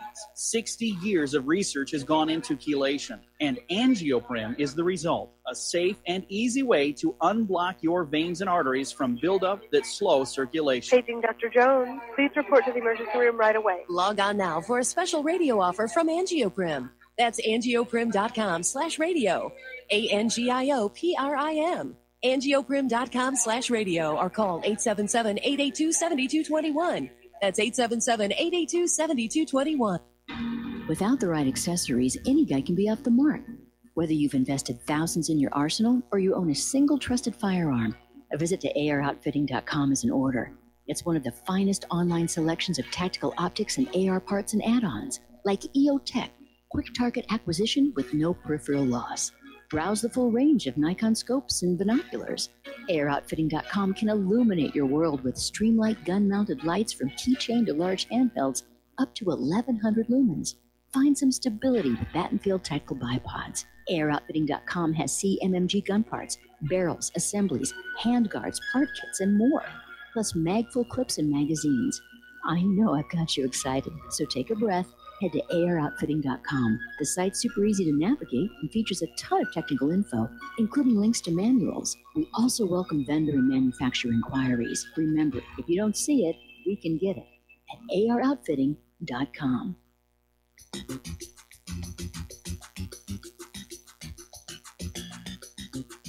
Welcome to What Really Happened Radio. Visit us online at whatreallyhappened.com. And now, set your eyes on the future and let's consider what really happened. And aloha, America. Welcome back to our show here. And to sort of move backward in the talking points a bit, the Clinton people, the Clinton camp, are already out there saying that Mueller's Russian indictments are a complete vindication of everything that they've been saying about Donald Trump collusion and Russian hacking. No, they're not. They're merely indictments. And there doesn't seem to be anything to back them up because the indictment was basically a cut and paste from this 2015 article on Radio Free Europe's website. And when he came out with those things, I said, this is a pure political theater. There's never going to be any actual trials. This is just so Hillary's people can say what they're already out there starting to say. Now, I'm getting a report here that the Department of Justice is getting ready to subpoena James Comey, Clapper, and Brennan for another round of testimony in the Steele dossier FISA probe. So that's what's happening over there. Getting on back to Great Britain and Brexit, there's a very alarming story. And again, it shows how far people are apparently willing to go to get their way against the will of the voters. And apparently, there is a group called Renew Britain, and it's described the new anti-Brexit party as the military arm of the Remain movement, whose stated purpose will be to threaten sitting MPs who back Brexit and basically try and get them to reconsider and change their vote ahead of the parliamentary vote. Now, I'm not really sure about the laws in Great Britain. It's been many years since I was there. But I'm pretty certain, it's safe to assume, that there are laws against threatening members of parliament, just like there are laws against threatening members of Congress. But I mean, this is how desperate these people are to keep pushing their dream of a global new world order. And I'm sure that Soros is behind this. And now he's got to worry about a Frexit. Apparently, Le Pen's former aide, Marine Le Pen's former aide, Florian Philippot, is calling for France to leave the EU, saying, we just can't continue. Leaving the EU is the only way to save France. And France has also been hit hard by this open border policy. In Paris, there's violence, feces on the street, trash everywhere, and France depends quite a bit on tourism for its revenue. And now one of the biggest tourist attractions in the entire nation is being deteriorated, the same way that San Francisco is. So Florian went on to say that patriotism is the policy of the future. Ooh, bad nationalist, no cookie. Now here's an interesting little story, came out of FortRust.com. Swiss parliamentarians rush to oversee that Putin doesn't cheat. As you know, on March 18th, Russia's going to have their elections. Putin is running for another term of office. And so there's a delegation of Swiss parliamentarians that will participate as observers to make sure everything is on the up and up. And the Russian Central Election Commission is allowing about 1,000 foreign observers to monitor the elections. Now, this is all voluntary on behalf of the RCEC. It's not coerced, as some Western media have implied. What I want to know is, where were all the foreign impartial observers during the 2016 election here in the U.S.? Oh, that's right, they were forbidden to come here. Saudi Arabia is now out there saying that European businesses are helping Iran finance terrorism. And they're out there saying that a large percentage of the Iranian economy is controlled by the Revolutionary Guards and companies associated with the Guards. And we believe that any dealings with those companies only serve to enrich the Revolutionary Guards and cause them to cause more mischief within the region and the world. Now, a couple of problems with that. By the way, this is Saudi Foreign Minister Adel Al-Jubeir in an interview on CNBC. A couple of problems. Iran isn't the one running all over the place causing mischief. The gold medal for mischief making goes to the United States. Israel's going to have to settle for the silver. But what they're setting up here is twofold. A call for more sanctions against Iran by Europe, which so far has refused to go along because they've suffered so bad from all the other sanctions going on.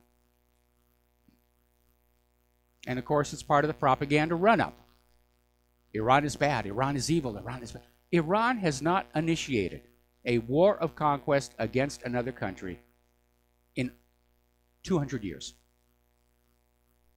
It's not in their nature. It's not in their nature. Now, getting on back to the United Nations, you guys are going to love this one. The United Nations top children's rights campaigner has been arrested for pedophilia. And he was arrested for raping a 12-year-old boy, and he's admitted to 5 other rapes as well. This is Peter Newell, and he wrote the manual on children's rights that was published by UNICEF.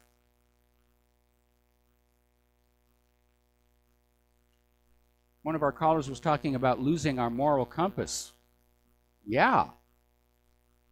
I want to know if this guy was on prescription antidepressants, because I think that is a real major problem, and it explains a lot of the bizarre behavior that we're seeing. Because one of these things these medications do, it gets in the way of impulse control. You'll get an impulse, you just go with it. One of the stories from ssristories.org is about a kid who attempted suicide. And they got to him in time. When it was all over, they said, "Why'd you do it?" And he said, "I don't know. It just popped into my head, and I went with it." We all know about the mass shootings associated with these drugs. We know about the suicides associated with these drugs. But it's not a binary situation. You're perfectly okay, now you're a mass shooter. It's a continuum. And there are other areas where these medications are going to change your behavior. How you work, how you think, how you drive.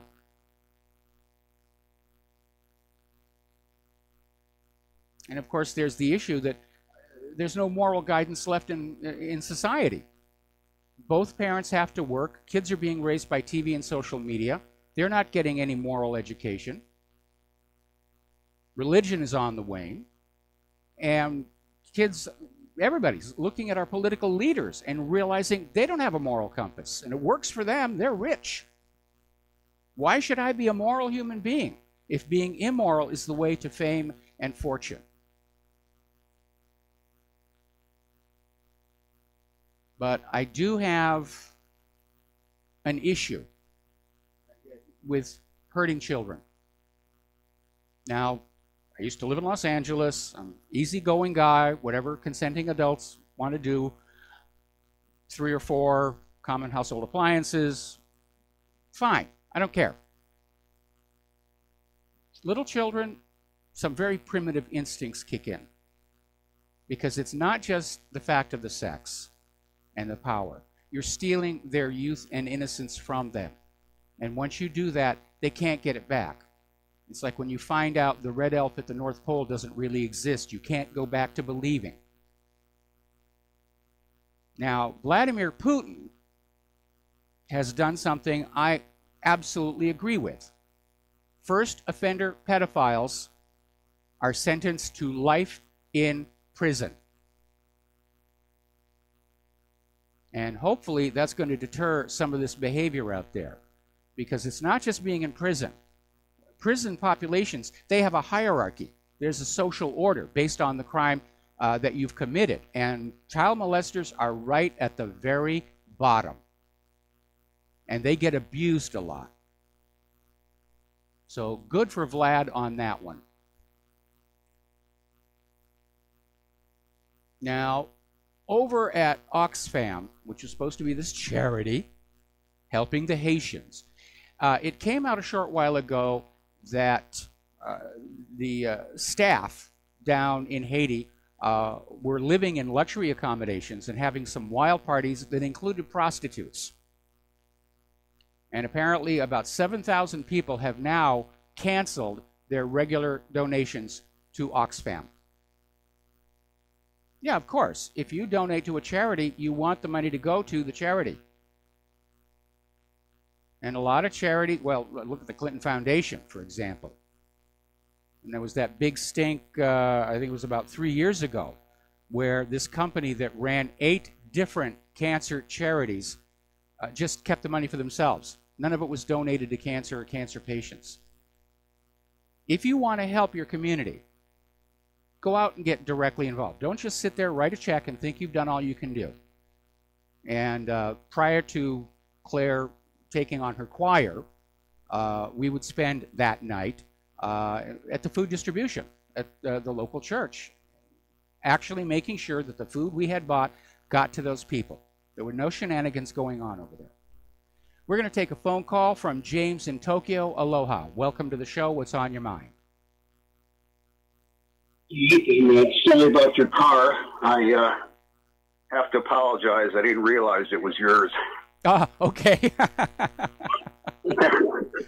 Well, listen, as long as I got you on the line, could you send me back my my night eyeglasses? They were in the driver's side door pocket, and I really do need those. You got it. Hey, you sound a lot better than last month. But to make sure that you're the real Rivero and not a Russian clone from Chaos, please respond to the following code. It sometimes rains in Tokyo. But anyway, I want to talk about the Florida shooting. Okay. I was talking to a friend of mine in Florida, not about the shooting, but he asked me, did you hear about the shooting? And I said, yes, I did. And he said, my kids went to that school, and, well, he's a sheriff, and he said I was one of the respondents. And I asked him, I saw on the internet and stuff that one of the students said that they were walking with a shooter, and she heard gunshots, and another person said multiple shooters. What do you say about that? He said, it's all BS because the school. I said, how do you know? He said, because the school had it all down on video. So he kind of put that thing to rest. Well, we haven't seen the video just yet. And, I mean, we have seen the video of the girl saying that she was talking to the guy. We know that this David Hogg, who's the darling of the corporate media, apparently his father's an FBI agent. His mother's a VIP at CNN. In fact, somebody just sent me some photos of this kid actually at CNN. Walking around with the plastic tags and everything. So apparently he's looking at a career in the corporate media already. Well, I'm just telling you what my friend said, and I've known him for 34 years. He's an ex-Marine, really honest guy. And that's what he told me. So, he said he saw it.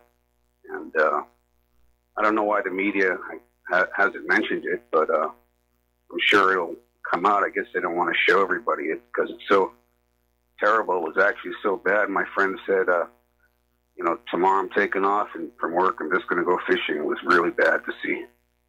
So, bad stuff. Okay. But I just want to let you know that. And I'm glad that you're feeling better, and I hope Claire gets better. Me too. All right. Take care, Mike. All right. Thanks an awful lot. Yeah, unfortunately, because of that gigantic pothole, it was big enough to have an echo.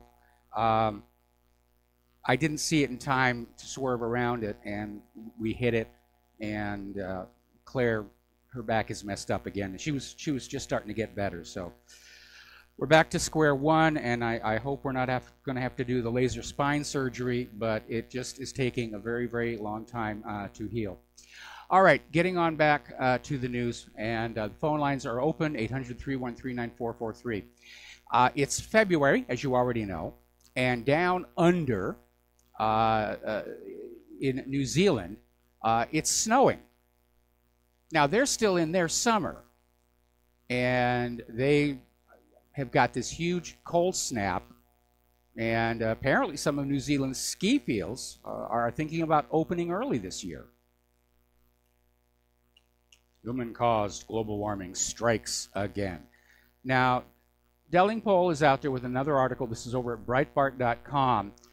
And once again, the National Oceanic and Atmospheric Administration has been caught cooking the books on global warming. Well, they're not cooking it in the warming side. What they're doing is they're leaving out some of the extreme cold and snow that we've been going through this winter, and basically trying to change the lines to make it look like if it isn't getting warmer, at least it's not getting colder.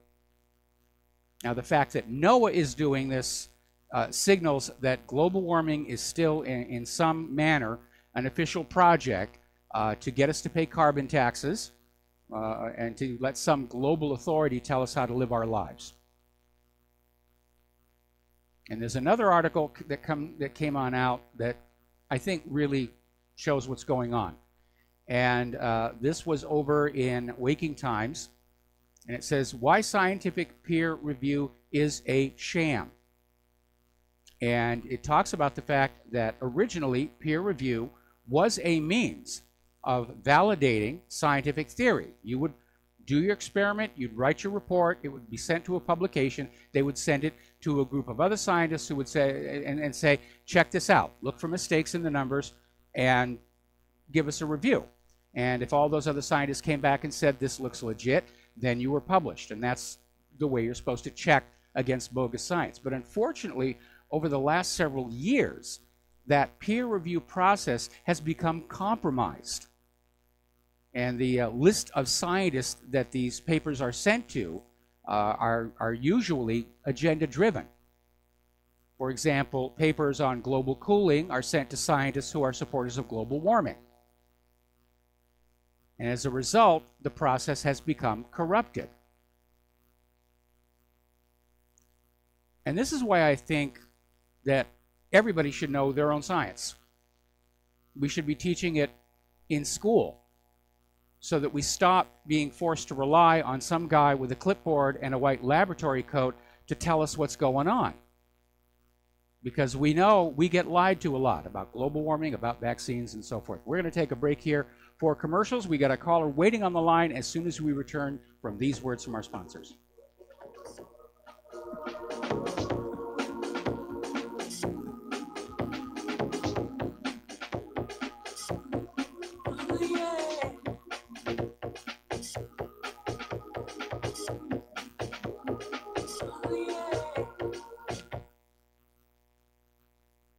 Tired of being lied to by mass media? It's growing more and more apparent today that news is received less and less through standard media outlets. Even with a growing audience every day, RBN is beginning to direct more efforts into social media. Social media and the use of the internet is fast becoming the primary source of people for news, regardless of demographic. RBN has set out to provide some of the best news on the internet through republicbroadcasting.org, and also has begun to use the tools to our advantage by way of social media.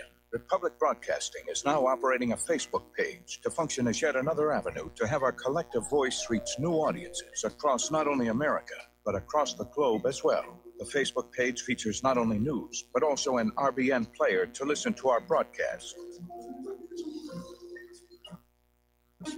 Get involved by visiting facebook.com/Republic Broadcasting and liking our page and share it with your friends and family, because you can handle the truth. Do you worry a lot? If you're forgetful, nervous, moody, or overwhelmed, chances are you're not protecting yourself from the ravaging effects of stress and anxiety. No matter the cause, ongoing stress and elevated levels of the stress hormone cortisol can rob your memory, your health, your quality of life, and your future. Now you can combat the effects of stress and anxiety while improving your memory and recall at the same time with the dietary supplement Calm and Clever. Studies show that the ingredients in Calm and Clever reduce cortisol by as much as 30% in as little as 1 to 2 weeks and increase your ability to recall facts, names, and numbers in 4 to 12 weeks. Calm and Clever was created by scientist Kurt Hendricks, a principal investigator in 2 NIH-funded studies on Alzheimer's disease. Try Calm and Clever for 2 months. You'll feel the difference. Call 1-800-758-8746 or go to calmandclever.com. So, you love talk radio? Then you'll love TalkStreamLive.com. TalkStream Live is always on, 24/7, with the best streaming talk shows. Find your favorite talkers and discover some new ones. It's free, readily available online or on mobile with any smartphone or tablet. Finding your favorite talk shows all in one place has gotten a whole lot easier. Just go to TalkStreamLive.com. Be sure to download the free apps from Google Play or the iTunes App Store. Do you or a loved one suffer migraine headaches? Listen to what scientist Kurt Hendricks has to say. If you are one of the millions of people who get migraines, you need to know about MiGrelief. Hi, I'm Kurt Hendricks, the scientist who created MiGrelief, the patented dietary supplement that addresses nutritional deficiencies in adults and children with migraines. Thousands of physicians and pharmacists recommend MiGrelief. Call 800-MIG-7354 or visit MIG911.com. Some are maxed out all their credit cards. Some are working 2 jobs and living in cars. Minimum wage won't pay for a roof, won't pay for a drink. If you gotta have proof, just try it yourself, Mr. CEO. See how far $5.15 an hour will go. Take a part-time job at one of your stores. I bet you can't make it here anymore.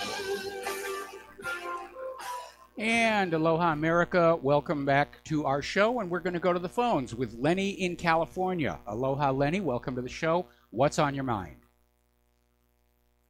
Yes. What's on my mind, Mike, is the early report that you, in the first hour of your show, and you spoke about Syria possibly joining the SDF and the PKK and the rest of the Kurds. I'm not buying it. The Kurds have already been busted using Syrian flags to keep the Turks from bombing them and saying that they've cut a deal with the Syrian Arab Army, which nobody has been able to factualize just yet. Okay, and two, you don't have Putin or Iran saying anything about Turkey bombing Syria.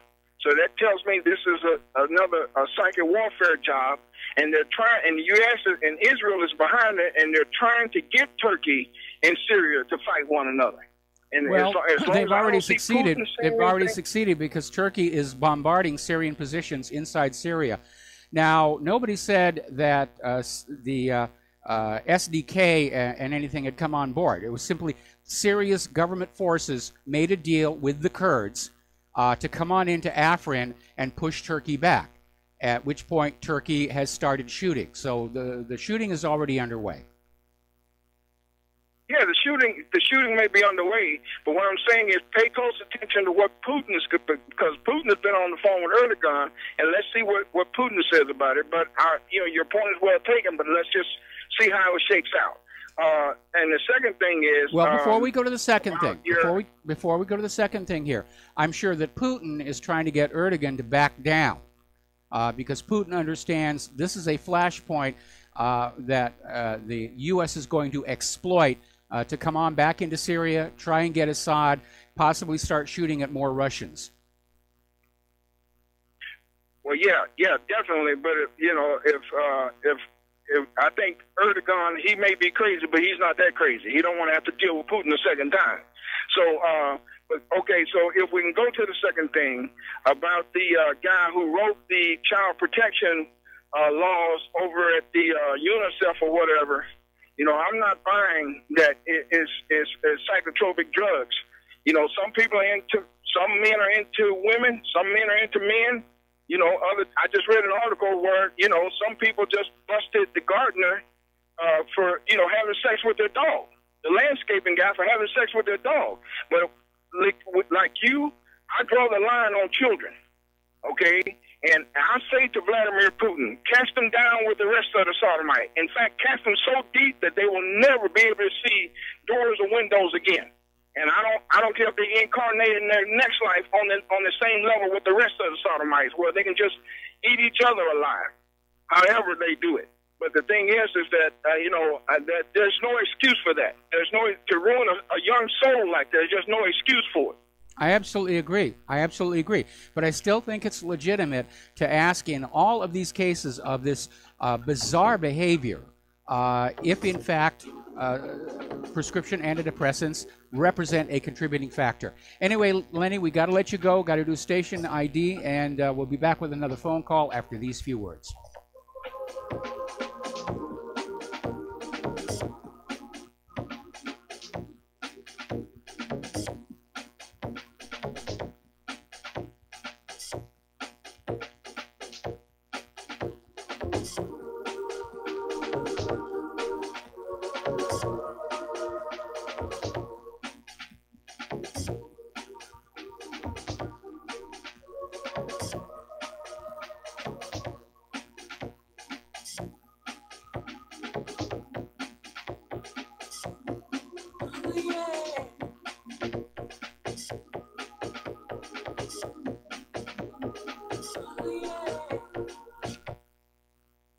Homeowners, if your lender has gone out of business or sold your transaction to another lender or servicer, you may be the victim of a wrongful foreclosure, resulting in the loss of your home. If you've already lost your home, are in foreclosure, or even in good standing, you can challenge the mortgage transaction's illegal issue, and your property can be restored to you, and your foreclosure can be stopped or reversed, and the mortgage transaction declared unenforceable. State laws, U.S. title codes, the Uniform Commercial Codes, and U.S. Supreme Court rulings have upheld that defective mortgage documentations can reverse or stop foreclosures and enforce property title claims in favor of the homeowner.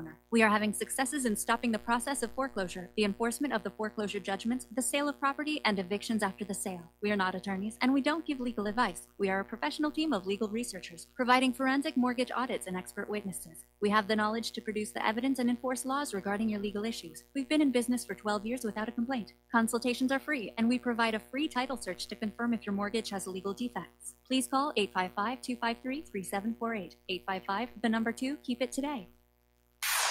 You're listening to Republic Broadcasting Network, because you can handle the truth.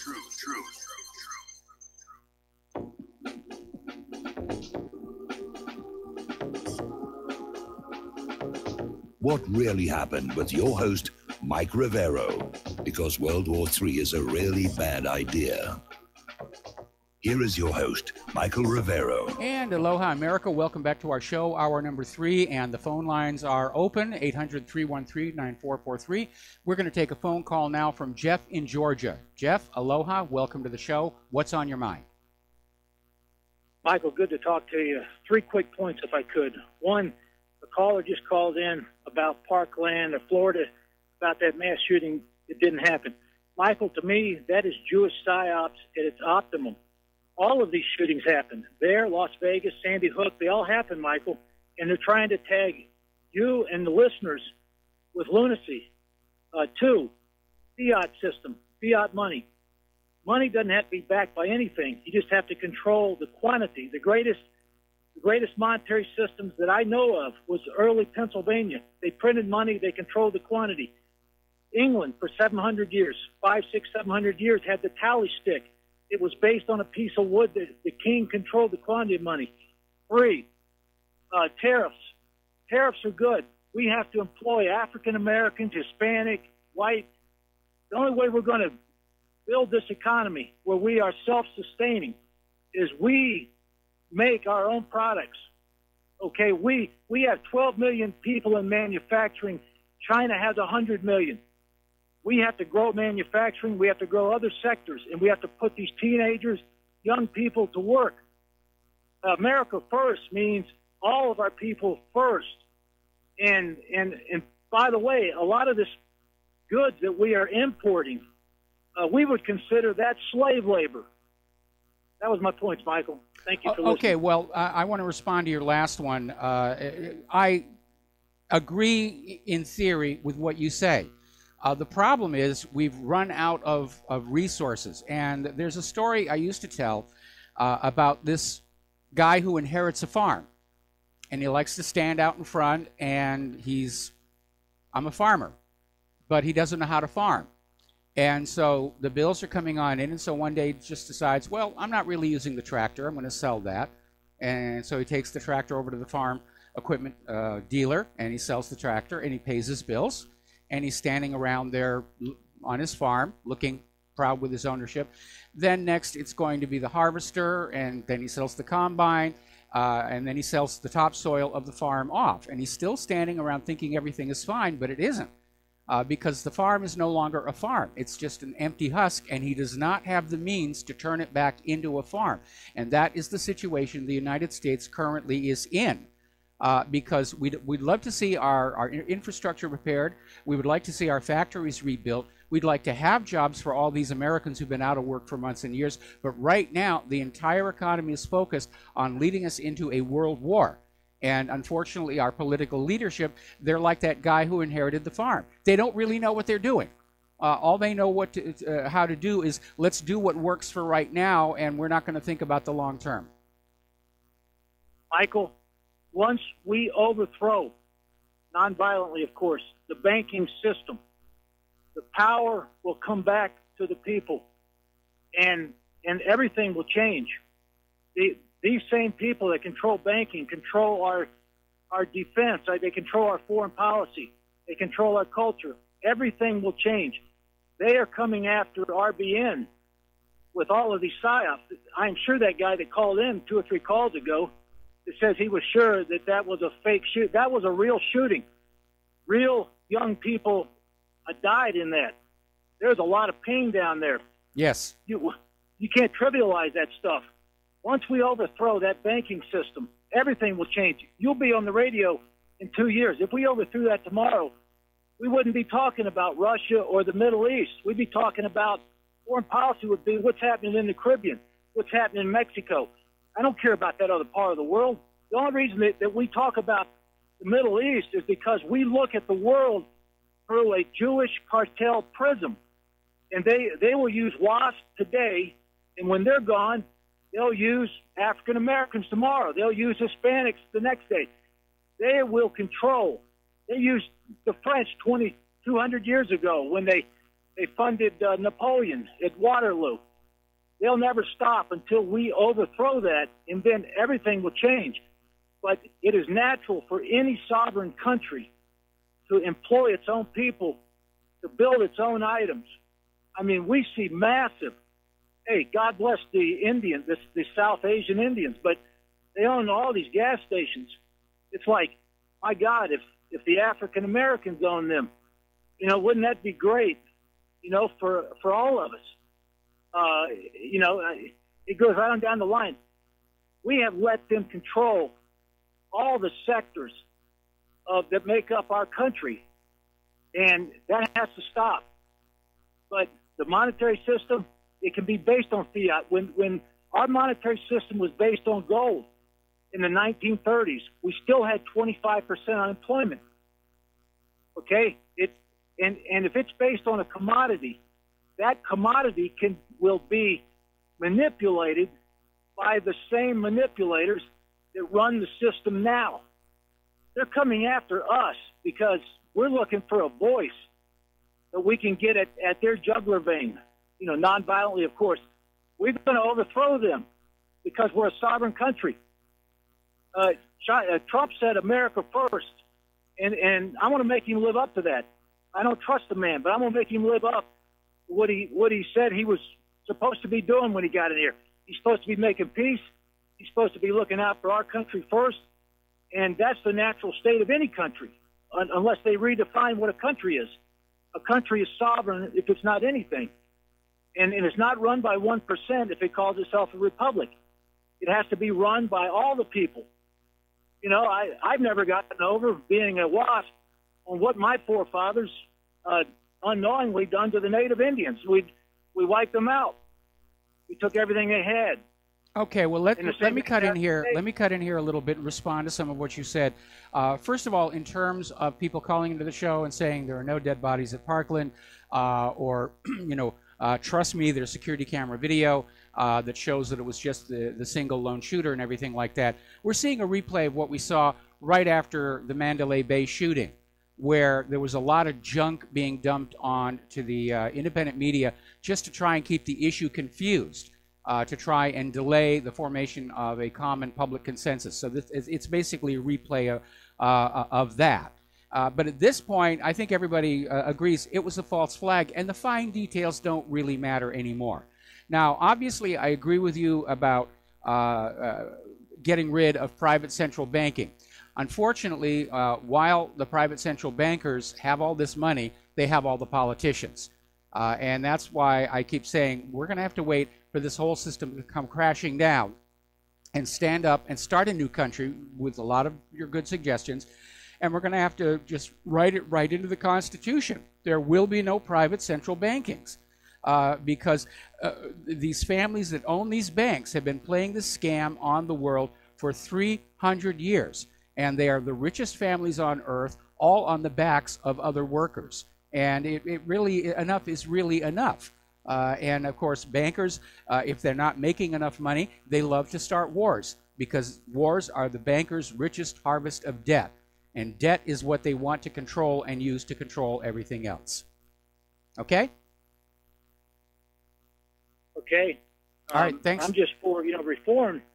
Thank you. All right, thank you for the phone call. We're going to let you go here. The phone lines are now open, 800-313-9443. We're going to do a shout out now to our on-air affiliates who are just now rejoining the show. Now, many times before, I have mentioned that I'm not big into computer games, which is weird because I actually worked on a couple early in my career. But I just don't. The one exception is flight simulators. I love flight simulators. And one of the best, of course, is Microsoft's Flight Simulator. And I have an older version. I think it's Flight Simulator X. But apparently, there is now a problem with the latest update from Microsoft's Flight Simulator add-on Wrangler, Flight Sim Labs. Now, it was featuring updates to the Airbus A320 model. But then apparently, users found that as well as all the enhancements and good things in this new version, there was a password harvester for Chrome built inside the software. Now, whether that came from Flight Sim Labs or from Microsoft or was someplace along the supply chain, which is another issue. That's still a very, very nasty thing to have in a commercial product. And it does, in fact, actually happen. There was a company, one of the places where I did work on computer games, and can't even remember, well, it doesn't really matter, but it was in Santa Monica. And this was back in the days when games came on these 3.5-inch hard floppy disks, and they were coding for the Amiga, and I was an Amiga developer. And it was a space shuttle simulator. And they did a lot of work on it. It was a very good game. And then they made up the master disk to go to the duplicator packager, but they forgot to format that master disk. They just copied everything onto it, not realizing the disk was infected with malware. And so it went on out to the customer base. The customer's base's machines got infected and drove the company right out of business. There have been allegations that the distributors of software get compromised, that they get hacked into, and regular professional higher-end software gets something added to it just prior to the duplication stage. So it's out of control. Cybercrime is completely out of control, and no, it is not the Russians.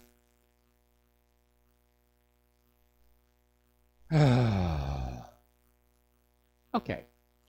Apparently, Samsung has provided confirmation that iPhone X sales are way below Apple's estimate for the much-hyped 10th anniversary special.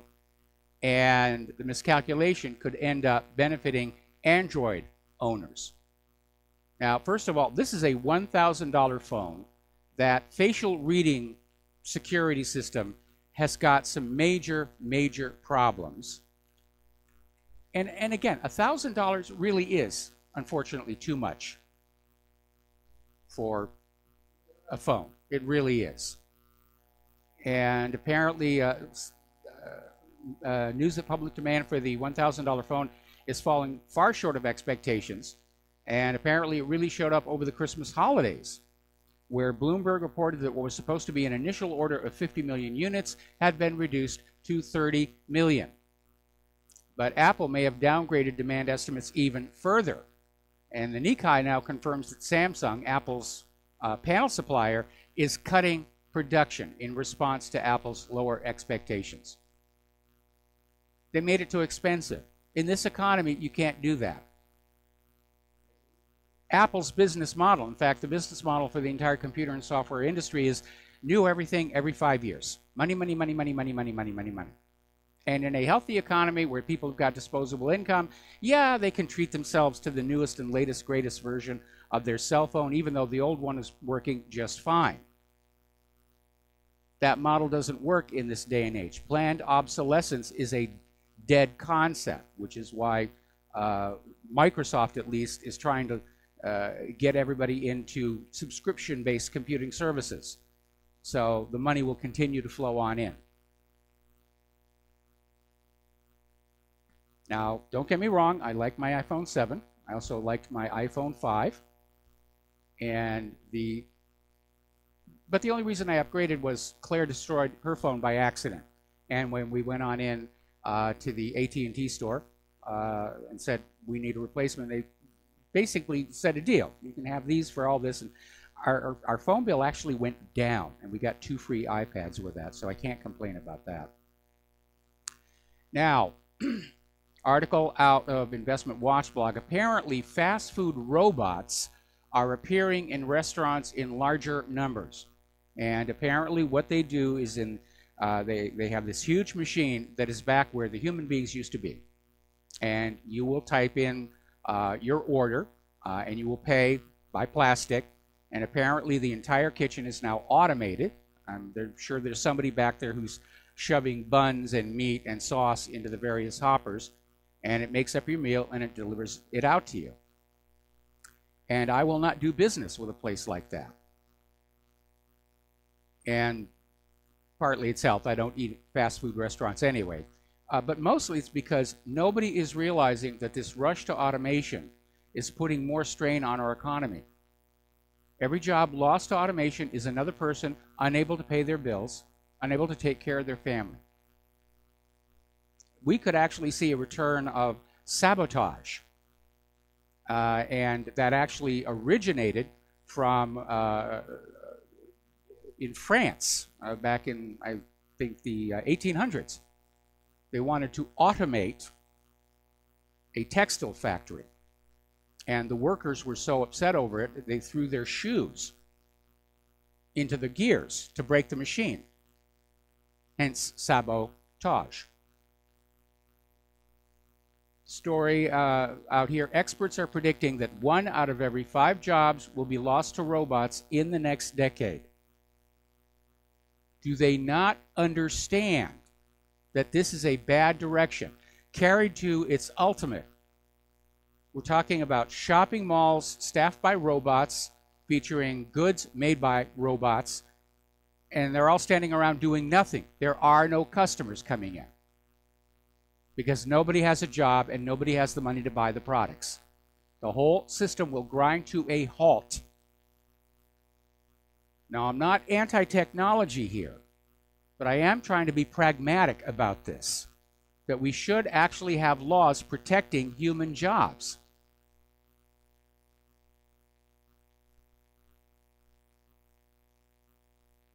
I used to think the decade of greed was over, but apparently it isn't.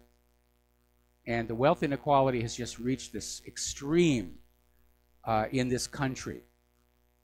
We're still the richest country on earth, but all that wealth is concentrated in the top 0.1% of the population.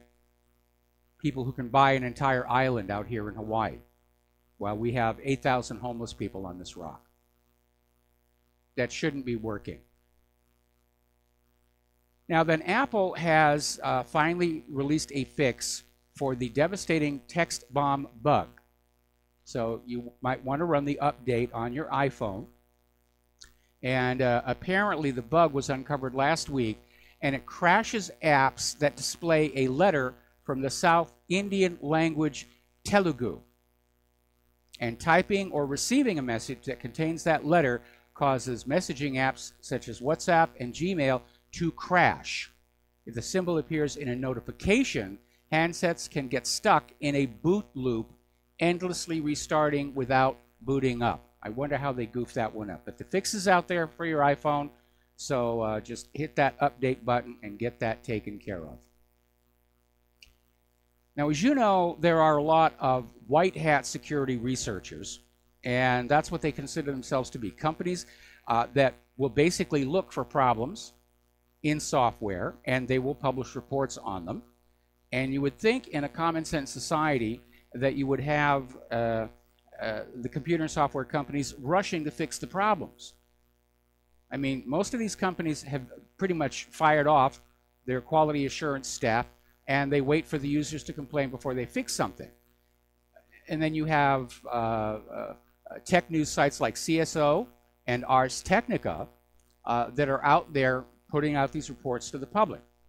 And apparently the computer companies are not happy about that, because people are looking at these websites and saying, maybe I shouldn't buy this particular machine. or that particular piece of software. And so apparently Steve Reagan, who's a staff writer at CSO, and Dan Goodin at Ars Technica were named as defendants in 2 separate lawsuits. Now, the cases are different, but they have a common theme. They are being sued by companies covered in articles they wrote. So that apparently is the new approach to computer and software problems by the computer and software makers. We're going to sue the people who point out the problems.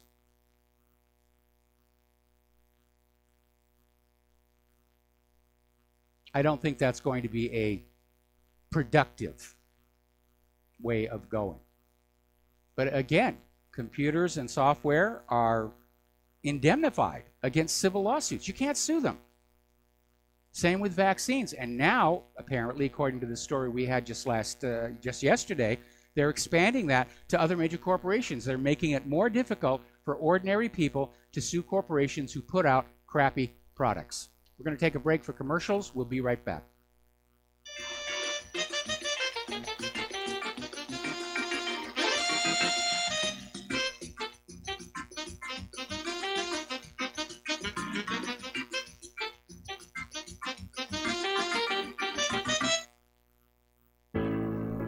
Many people write about their experience with Extendivite.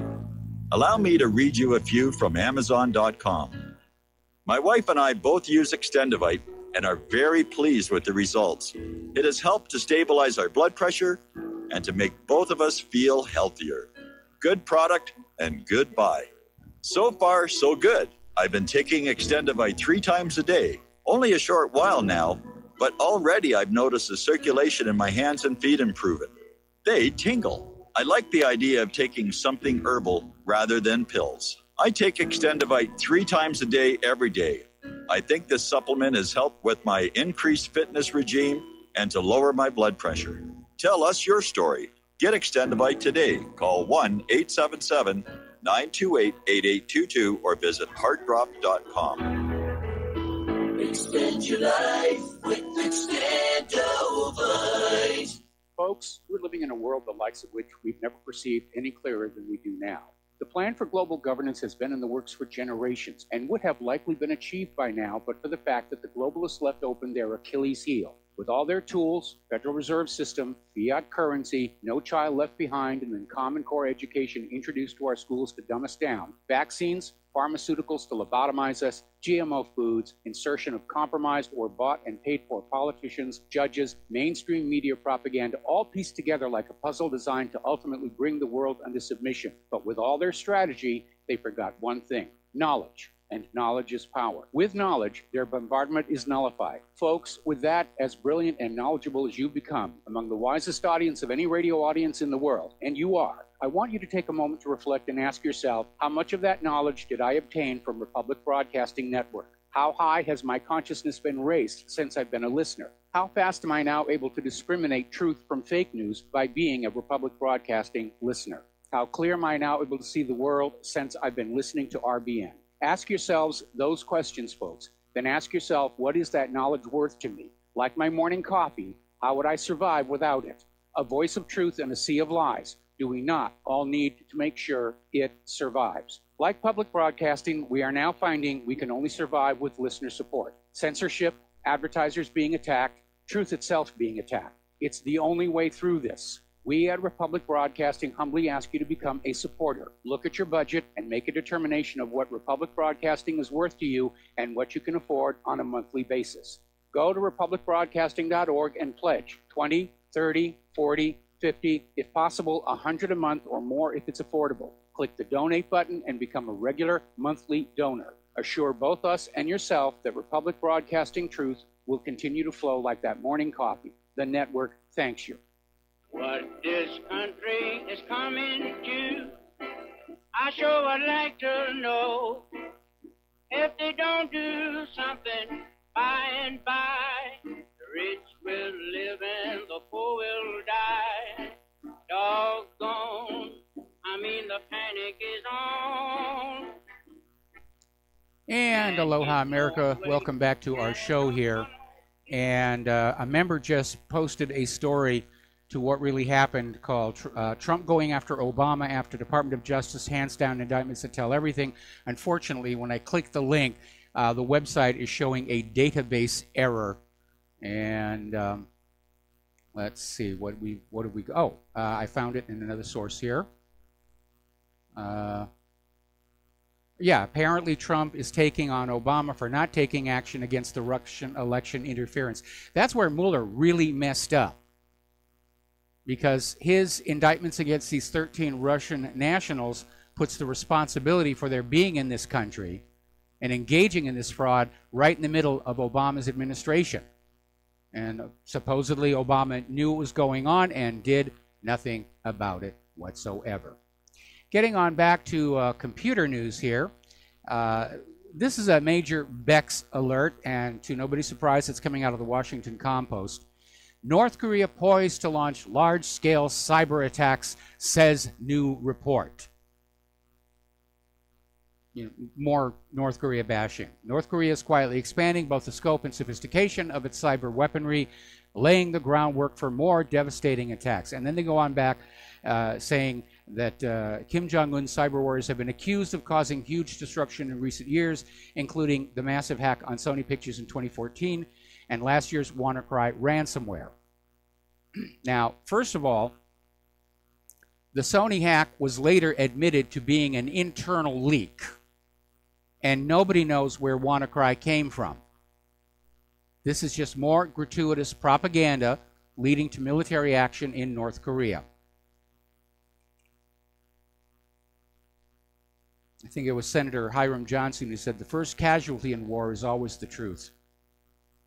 Now, here's an interesting little story. There's a guy over in Albuquerque, Frank Dickman Jr., and he's suing Microsoft for a new copy of Windows 7 after his machine upgraded to Windows 10 without his knowledge. And he's threatening that if he does not get his new copy of Windows 7, he's going to ask for $600 million in damages. And I'm sure he'll get the copy of Windows 7. But yes, that forced upgrade was extraordinarily messy. It killed a lot of machines. Microsoft is just not really working on making a good product anymore. Now, I'll be fair. Rather, in wanting to be fair, a while ago when that free upgrade was still coming on out, I allowed one of the laptop used by Claire's choir to go from Windows 7 to Windows 10, and it was an unmitigated disaster. For one thing, it erased all of the existing data files for the music software.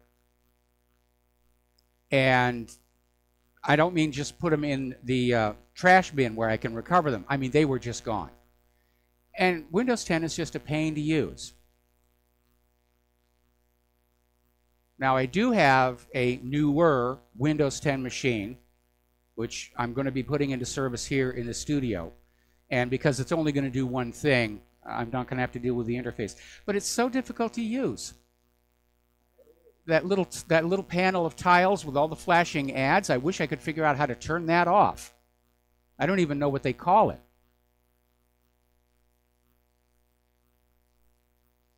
But it's not really an easy-to-use machine. In fact, it seems more geared to just selling you more stuff, to just throw more ads at you all the time. But Microsoft has become very abusive in that. And they really ought not to do that. I worked in advertising for a lot of years because in the early days of computer animation, only commercials could afford the high dollar per second cost of computer animation. That was back when I worked with Robert Abel. And so I hung out with a lot of advertising people, and I went through the planning of a lot of commercials. The one thing you never do is annoy the viewer or listener, because you're not going to get a sale. And unfortunately, with online advertising and all this stuff in the computer, because they count the ad success by clicks or views, there's no feedback loop. The people who are the clients of the advertisers don't really know if the ads are effective or not. They just hope they are.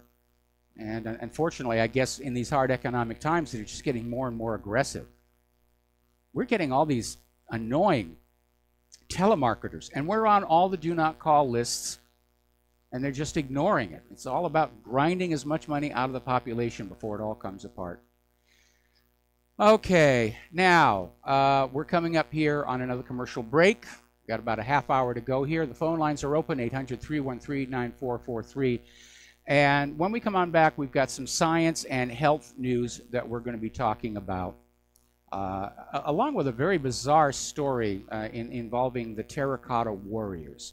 So stay tuned. Feel free to call on in, and we'll be back after these words from our sponsors.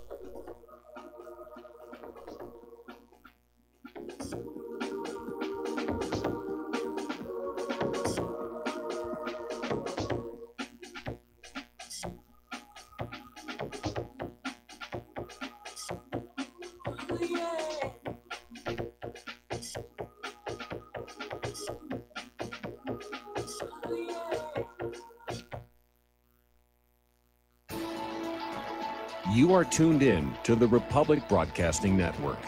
Visit our website by going to republicbroadcasting.org.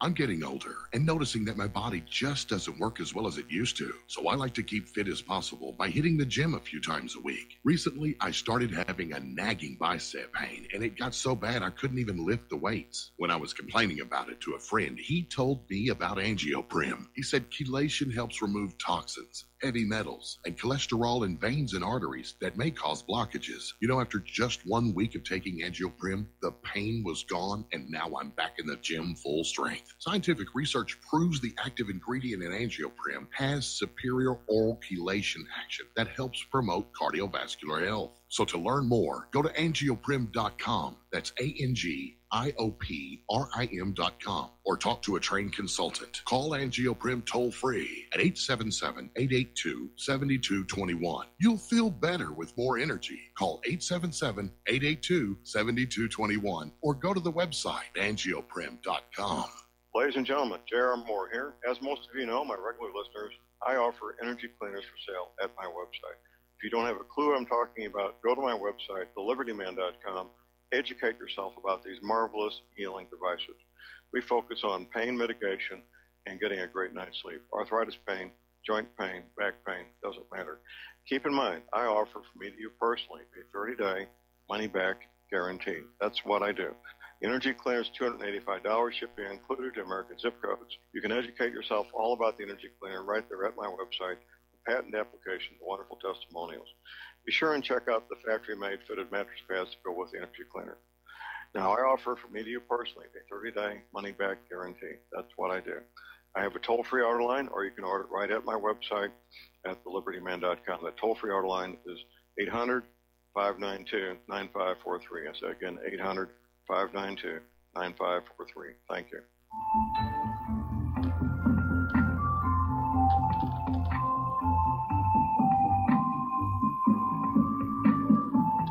Do you know there is an ongoing war right here in America?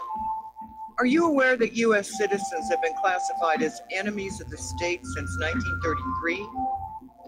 Have you recognized that our entire government is really a vast network of interlocking corporations engaged in commerce?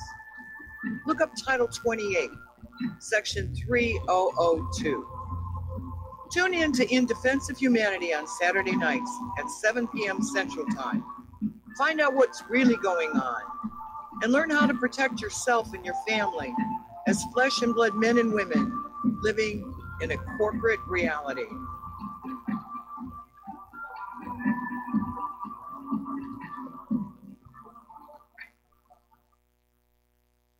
If you got the money, honey, we got the bombs. We'll plant them anywhere you like and blow up anyone.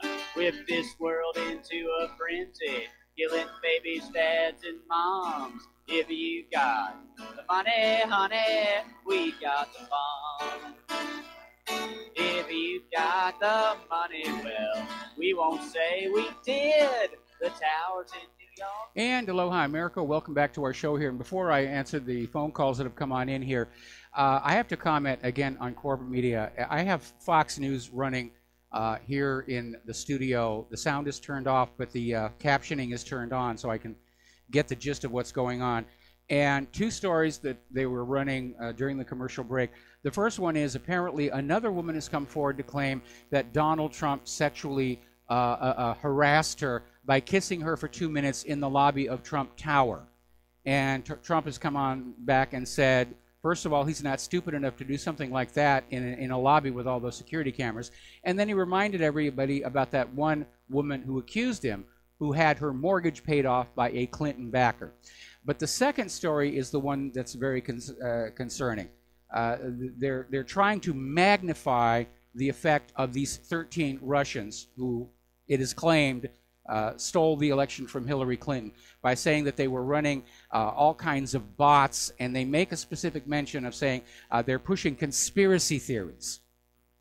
So that's going to be the next thing. Anybody pushing a conspiracy theory is a Russian agent.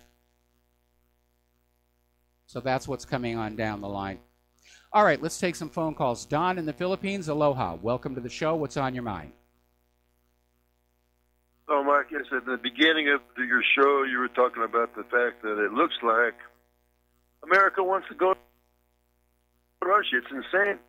And I was thinking about it here in this place in the Philippines here. It's a condo-tel. I own a small condo in this place. But anyway, they couldn't sell all the condos, so they made it into a hotel. But there's people here. I've met Russians here. There's Chinese. A lot of Chinese come here. Koreans, Japanese, Australians, South Africans, people from Saudi Arabia. There's everything. And nobody's fighting each other, you know. It's the governments, especially the American government, for some, I guess because they have to make money off. I can't understand why they want to go to war all the time. It has to be because they're making money off of the weapons industry. Well, that's only partly it. Basically, what it comes down to is the United States is on the verge of collapse, and the government thinks getting into a world war, if it doesn't actually fix things, at least they've got somebody, something to blame it all on. And they did this in World War I, crash of 1907, World War I, crash of 1929, World War II, crash of 2008. And here we are on the brink of the Third World War, and this one is going to be nasty. So it's a repeat of the Roman Empire almost to an extent. I want to recommend the people, if you haven't seen it, there's a song on, you can watch it on YouTube, Randy Newman. It's just a few words in defense of my country, our country or something. He says the end of the empire is messy at best, so it's getting pretty messy now. Okay, I thank you, Mike, for letting me be on. Take it easy. All right, thanks an awful lot here, and we're going to switch over to Sherry in Texas. Aloha. Welcome to the show. What's on your mind? Well, Mike, hi. What's on my mind is I went through a thing when Mitt Romney was having his debates with Obama, and Romney was really polished and everything, and he did well, and I started getting really depressed because of his mission statement. He had made a mission statement at the end of these debates, and Obama's was to give everyone a chance and all this stuff. And, you know, yes, you can, and all that was his mantra. But Mitt Romney said he wanted to be, quote, a powerful military force in the world for democracy. And that got me really, really nervous. And now he's going to be in the Senate, and I was just wondering if he still wants to force our military on the rest of the world. I mean, it gives the Republicans an extra vote in the Senate, but what about his mission statement? What about what he wanted to accomplish if he got to be president? And I got so depressed about that and fear-based about it that I went through it felt like Kennedy had died or something. I was in a black place. Monday morning, I woke up. I knew everything was going to be all right. The election was the next day, and I thought we're going to be okay. So I knew Obama was going to win, and he did. But what about that mission statement? Does he still feel that way? And was that just rhetoric so we could move forward with more war? Or well, what? basically, he was sending a message. He was sending a message to the bankers and to the military-industrial complex. I'm your man. Support me, and I will make sure that you guys are making a lot of money and have a lot of things to do. Well, is he going to be in the Senate now? Is he in there now? I imagine, yeah, he's going to be seated almost immediately. It was a special election, right? I don't know all that stuff. No. I haven't been following that. I've been following other things, but not that. All I remember is how he felt when he was running for office. He wanted to be that powerful military force in the world for democracy, and I just knew we were going to be under martial law. But you know what? Everyone was so beaten down from so many terms of serving. I don't know what you call it now. But the guys, they thought they would only be there till Christmas, and then it was another round, and then another round. I think we were just all so war weary that it must have pushed Obama forward in the polls, because the thought of more war was just. And I was wondering if he's in the Senate, is he going to? I hope Obama remembers. I hope Trump remembers his mission statement, because I don't want them to put the whole body in a position where they're going to vote on that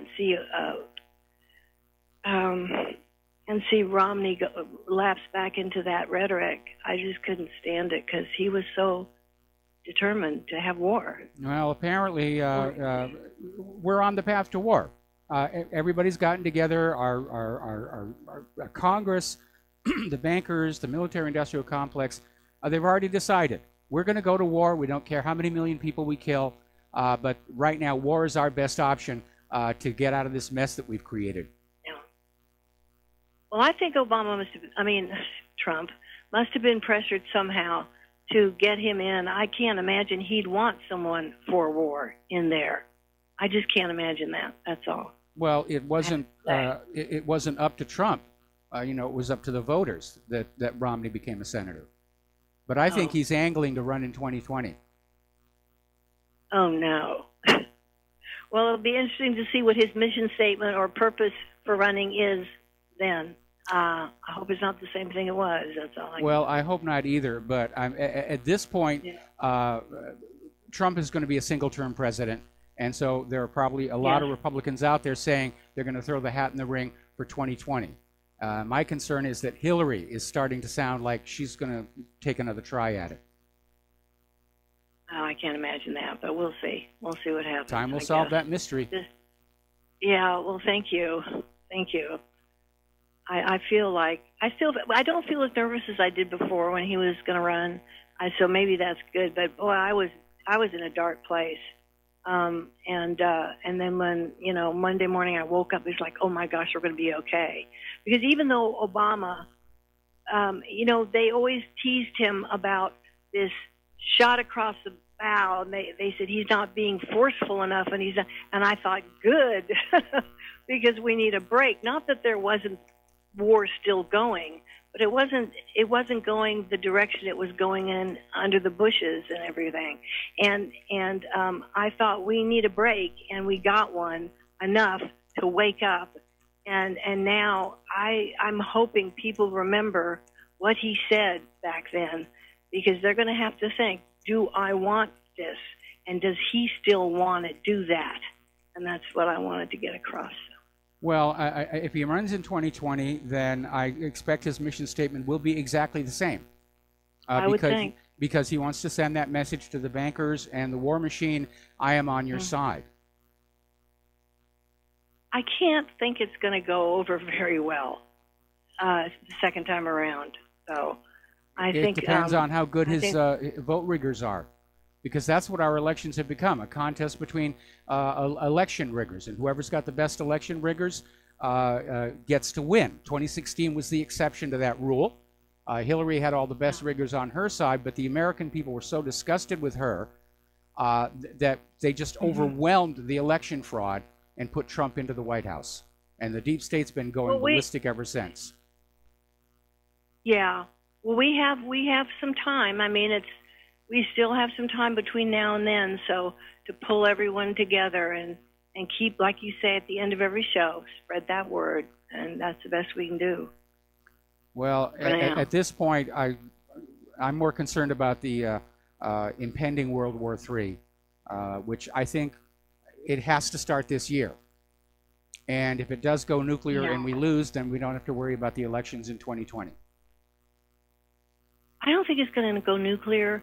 What I'm worried about the most is people getting hacked and their personal. I mean, people.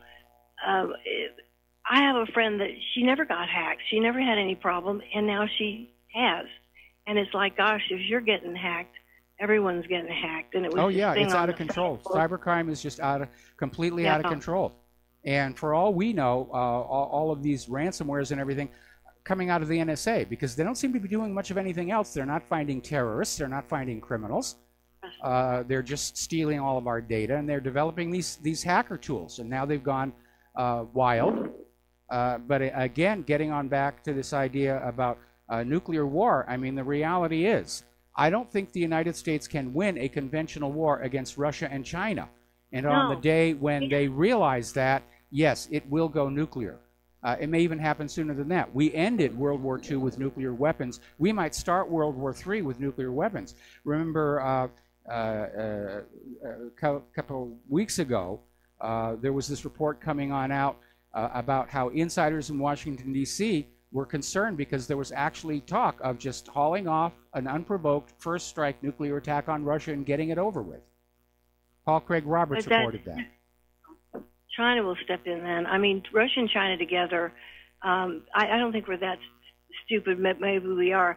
But isn't the cyber attacks, isn't that a form of war too? Yes, it is. is. If they hit people and they hit the industries and things start shutting down, and, well, it's going to be an interesting tax season to see how many people can survive having to go online to get their taxes. And giving all that information out. We'll just, I think there's going to be a lot more cyber stuff, but because that's a clean war, in a sense, but it does disable everybody too. So I don't know. Well, again, given how critical the internet is to our economy, it doesn't really seem like our government is putting that much effort into securing it, other than around the government's computers. And as far as everybody else, it's open season on ordinary law-abiding American people. We're constantly under attack. My server's constantly under attack. The new server's handling it a lot better than the old server. I probably got about, I think it was 8 emails today carrying malware. Yeah, and I don't think it's going to get any better. That's the thing. Just interesting. I thank you. I think that covers it. All right. Well, thank you very much for the phone call. We're going to let you go. Coming up here on the end of the program, a couple of science and health stories. Down in Cape Town, South Africa, they've got this major drought, and the government of South Africa has just declared this a national disaster. And they've been under this drought for 3 years. And one has to wonder why some form of action wasn't taken in year 1 or year 2. Now, there's a story that's out here today about how there's this super graphene membrane that has created this amazing water purification system. And that's always an issue. And by the way, you can go over to the survival stores and get filtering systems that will actually take sewage and produce drinkable water from it. I don't know what it tastes like. I haven't tried that yet. But apparently Natural Blaze is reporting on this graphene membrane, and it's just this incredible water filter. Or something else. I mean, build a pipeline. Or go down to Antarctica, grab one of those icebergs that are floating around there, and boogie back on up to South Africa, and there'll still be enough of it left there where you can harvest that for water. But I do think Cape Town, I think the government of South Africa just waited too long. They just sat there waiting and hoping it was going to be better. It was going to be better. That Al Gore, was going to come in and bring snow and rain and who knows what all else, but it's a big, big problem. Now then, we have talked before about how supermarkets are using glyphosate as a food preservative, that they'll actually spray the produce on the produce stands with glyphosate because it retards decay. And unfortunately, of course, glyphosate is a probable human carcinogen, according to the World Health Organization. So we have our supermarkets feeding us food that could give us all cancer to save a few bucks on food spoilage. Well, apparently there's another one out there now. This is a story out of Natural News. And apparently there is this freshness preserver technology that is actually applied at the moment of harvest. And it's patented as Smart Fresh technology. If it's applied to produce after the harvest, it goes by the name Harvista in apple and pear orchards, and bananas know it as Ripe Lock. But it's basically, the active ingredient is the same. And it is, I hope I can say this correctly, 1-methylcyclopropene, or 1-MCP. This is a synthetic chemical that tricks fruits and vegetables into delaying their ripening by up to an entire year. Sounds like a wonderful thing to have there, but it's not safe. It's another chemical that is there to improve profitability, and it causes all kinds of problems. Now, let's see. Little bit of good news from space program. And we're coming up on a commercial break, so I'm going to save this for our last segment here. And we'll be back here after these commercials, so please stay tuned. And we'll be back after these few words from our sponsors.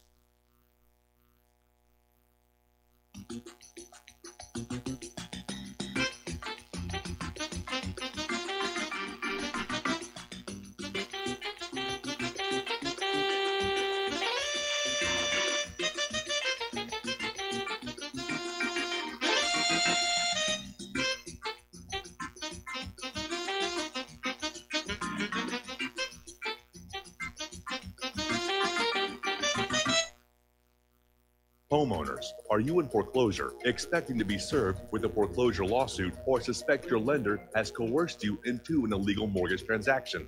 A huge number of mortgages made in the last 10 years have legal issues and are possibly defective. State laws and the U.S. Supreme Court have upheld that defective mortgage documents are grounds for foreclosure defense and for counterclaims in favor of the homeowner. If your mortgage has been sold or assigned since closing the loan, it may be defective, and you may be paying the wrong party, and the lender may not have standing or the right to foreclose or collect payments under the law. If you would like to know if your mortgage is legal or not, or know if you are paying the right party, we can help. Our initial consultations are free of charge. We are not attorneys. We are legal researchers and work closely with experienced lawyers who know how to help you find the evidence to help you keep your home. Call toll-free 1-855-2-KEEP-IT. That's 1-855-2-KEEP-IT today. Without the right accessories, any guy can be off the mark. Whether you've invested thousands in your arsenal or you own a single trusted firearm, a visit to AROutfitting.com is in order. It's one of the finest online selections of tactical optics and AR parts and add-ons, like EOTech, quick target acquisition with no peripheral loss. Browse the full range of Nikon scopes and binoculars. AROutfitting.com can illuminate your world with Streamlight gun-mounted lights from keychain to large handhelds up to 1,100 lumens. Find some stability with Battenfield tactical bipods. AirOutfitting.com has CMMG gun parts, barrels, assemblies, handguards, part kits, and more, plus mag-full clips and magazines. I know I've got you excited, so take a breath. Head to AirOutfitting.com. The site's super easy to navigate and features a ton of technical info, including links to manuals. We also welcome vendor and manufacturer inquiries. Remember, if you don't see it, we can get it at AirOutfitting.com. Hi, folks. CBD is the home run hitter for health right now. Why, you ask? Because of what it does for the body. Unfortunately, I can't tell you all about the benefit. You know, there's reasons. Do your due diligence and log on to AncientLifeOil.com. That's AncientLifeOil.com. Ancient Life Oil uses organic ingredients and is blended in coconut oil. for some of the best benefits. Legal in 50 states and non-psychoactive. Log on to ancientlifeoil.com. That's ancientlifeoil.com. Do you worry a lot? Whether you're a college student, busy professional, parent, or grandparent, ongoing stress and elevated levels of the stress hormone cortisol can rob your memory, your health, and your future. Now you can combat the effects of stress and anxiety while improving your memory and recall at the same time with the dietary supplement Calm and Clever. Studies show that the ingredients in Calm and Clever reduce cortisol by as much as 30% in 1 to 2 weeks. Call 1-800-758-8746 or calmandclever.com.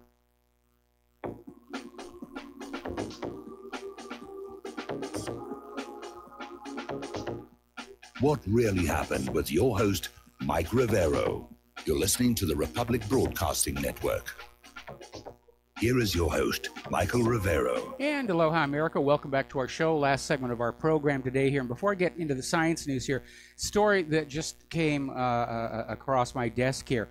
A federal judge has ordered a private review of tightly guarded documents related to an unsolved murder of 2 boys covered up by local Arkansas authorities 30 years ago. And then Governor Bill Clinton was accused of being involved with the deaths after he reportedly made a deal with the medical examiner who was accused of destroying key evidence related to the case. Now, the kids were Kevin Ives and Don Henry, and they were basically run over by a train. And it was originally declared, oh, they were smoking marijuana, they fell asleep on the tracks. But the engineer of the locomotive said they'd been covered by a tarp. He didn't see them until he was just on top of them. And the rumors were that these boys had witnessed a drug operation allegedly tied to Clinton and the CIA. It became known as the train deaths. And the mother of one of the boys, Linda Ives, has never let up on the case. And apparently they're going to have another look at that, because there are a lot of dead bodies around the Clintons. Okay, the rover Opportunity has survived the Martian winter. These 2 rovers have just been amazing, and it's passed the 5,000 soul mark on Mars, approaching the 15th anniversary of its launch. And thankfully without the desolate rendition of Happy Birthday played by Curiosity. But while it survived the Martian winter, it may not survive NASA's budget cuts. And hidden within NASA's fiscal year 2019 budget, between the proposal to crash the International Space Station in 2025 and the gutting of much of NASA's Earth science and education outreach efforts, that's tied into global warming, we won't miss that, is another attempt to kill off the long-lived Mars rover. Now, the previous cuts were reversed by Congress, but this time the one-armed rock-gathering rover may not be so lucky. Now, back when I worked for NASA, the attitude was that as long as that spaceship was working, you keep the mission going because you're gaining more science from that. But now to spend all the money putting that up there and, oh, it's lasted way too long, we just want to shut it off. Tell you what you ought to do. Normal procedure for terminating a spacecraft is you send the instruction to shut off the command receiver so it can no longer receive any orders. And that's to keep it from inadvertently transmitting and interfering with other satellites that are going to be launched in the future. I think if NASA can't manage rover any longer, they should find some university that has access to the necessary radio telescopes to basically take it on over and teach these kids about Mars, teach them how to run a spaceship. It's a shame to let it go to waste here. Last little story here. Apparently at the Franklin Institute in Philadelphia, they were displaying one of the terracotta warriors from China. And an American went on in, took a selfie with it, and then decided he was going to take the thumb as a souvenir. But they caught him at it. That's a terrible thing to do to an antiquity. There's the music. Time for me to get on out of here. Stay tuned for John Stagno's program. I'm sure he's got lots of interesting things to tell you.